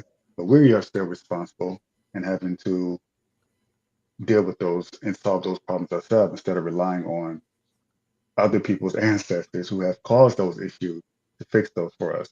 Reparations, reparations. Yeah, okay, bro. We'll keep waiting the next 100 years for that, or you're gonna figure out how you just gonna have to, you know what? Yeah, I'm starting behind the eight ball, but I'm gonna have to figure it out, work with what I got. You know, being American does have its benefits. You can start off really broke and poor, but still end up in a pretty good situation. It's not fair. Life isn't fair, and that's just the way it is. So yeah, black people cause our own problems, and we have had problems put up on us that we have to solve that we didn't cause. That's just life. And to Poe's statement about, I know it's a personal thing, but it's like dealing with men who potential and all this other stuff. That's all fine and dandy, but we do have a habit of saying a lot of things that we don't actually mean to be true. To keep people around because we understand that women want to deal with a man who has potential and they have to be able to see it. But you want someone who's just active potential. Someone's actively, they're saying one thing, but are their words following their action? That's, I don't know. A lot of women tend to miss that sometimes. Like, but then again, a lot of men have They have good game. They have the gift of gab, and they can make a woman believe for years. Oh yeah, I'm gonna do this. I'm gonna do that. I'm gonna be the greatest thing ever. But I would pay more attention to the man who doesn't speak about his potential, or doesn't speak about the things he's going to do, and you just watch what he does. Say, watch his action. That speaks louder than words. It's the old cliche, but it's true. Because women are they can be easily deceived. He said he's going to do this. He said he's going to take care of me. He said, yeah, we say a lot of things. And to be frank, we say it, a lot of men would say these things to get into a woman's pants. That's about it. And to keep a woman around, to satisfy his own ego and desires. So try your best not to fall for the hype, not the charisma and all that other stuff. Not just targeted to you, Cole. Really, it's not targeted to you at all. It's just women. They just, I see it and I'm like, damn, they still falling for this trick. That's Come on, Joe. You know that's on both sides, man. The finesse is still happening on both sides, man. Fellas That's getting true, because I've finessed. told y'all my finesse story. I've told y'all my finesse story a couple of months ago with the stripper and all. So listen, I've learned it's a different kind of finesse. It's not so much, It is. it's different. It's different. Oh my Oh, God, for you're so sure. handsome. Oh my God. Yeah, I am handsome, am I? Oh, okay. Well, here you go. Here's some money. What the hell did I just do? I blew $1,000 in 1 week. I'm like, oh my God. She got me good. You know, the crazy part is that I actually saw her again. I haven't seen her in 4 years. I saw her just before I left for Brazil in December last year. And I didn't expect her to be there. She was my friend's sister. And she was there at the house. She had a baby and everything. Brenda had a baby. The classic tale. That's the first thing I thought of when I heard that song. So I was like, we gonna hold this, Joe. We don't that. want to expose you, man. We're gonna hold this. Let's just hold this for a minute. I'm not gonna go there, but I'm just saying she came back around and we started talking, and I didn't have any hard feelings. I was like, yeah, well, oh, I remember you. I was like, I remember you too. You know, we had a good time. We had a moment. I came to my senses, and I've learned some lessons. Next thing you know, I'm just sitting there minding my business. My friend walks out the house. I gotta go. You know, be on your best behavior. It's like, why wouldn't I be? She comes around the corner and slips something in my hand. I said, what the hell is this? A little piece of paper, and did the whole little, you know how they used to do back in the day with put your hand to your mouth, pretend like it's a phone, and call me. I was like, yeah, no. I'm good. I'm Yeah, straight. she sound like a smooth one, man. We gonna let that ride for a minute, y'all. I ain't gonna put you out there like that, man. Let me keep going. JR, you up last, I was man. like, what? It's on you, JR, man. What you want to say before we get out of here, man? Yeah, thank you once again. Dope conversation. Thank you for having me on. And yeah, regarding the question, yeah, we do cause our own problems. You know, like a lot of it is unwarranted at times. I'd say, like for example, beatboxer. I don't know who wants to put their body through stress and be lifting heavy stuff. That's just uncalled for in this life. You know, but we've got Oh, bigger come problems to deal on. with.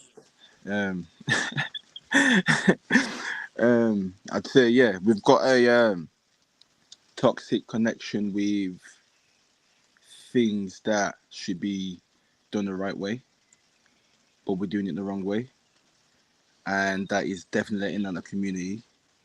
And if you look at is it Mr. Tamando? He said he went through the trenches with his wife, and for ladies that don't understand, right, it's a case of obviously started young. If he could have it all at that time, he would, but he didn't. His wife understood that he hasn't got it. We're gonna get there, but because she's helping him, he appreciates everything along the way that she does for him, every step, through their life, to the point where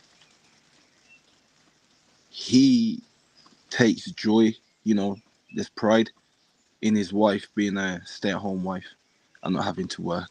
He said it himself, it's still hard going out there, but that's the payment that he's paying back to his wife for the hard work that she put in at the start for what she put in. Now she gets to sit down, but I'll carry on. That's how it goes.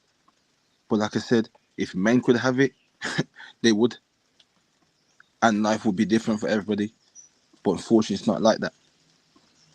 But I'm pretty sure they've got to that stage, and they've set their kids off, and the kids are living good because both of them have done it together.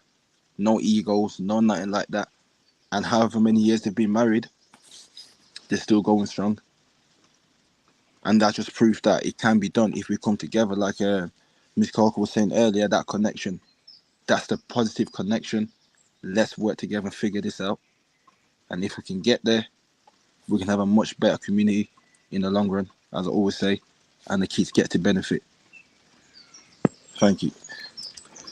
No, I appreciate that, man. Yeah, spot on. That's spot on right there. Yeah, it all comes down to us, man. It all comes down to the work that we're willing to do. It all comes down to the goal that we are willing to achieve. You look at yourself first, make the changes, actually do the work. Don't just say you're doing the work. Actually do the work, improve your situation and improve yourself. Yep, that's it. Then the relationship is going to follow. It's just that simple.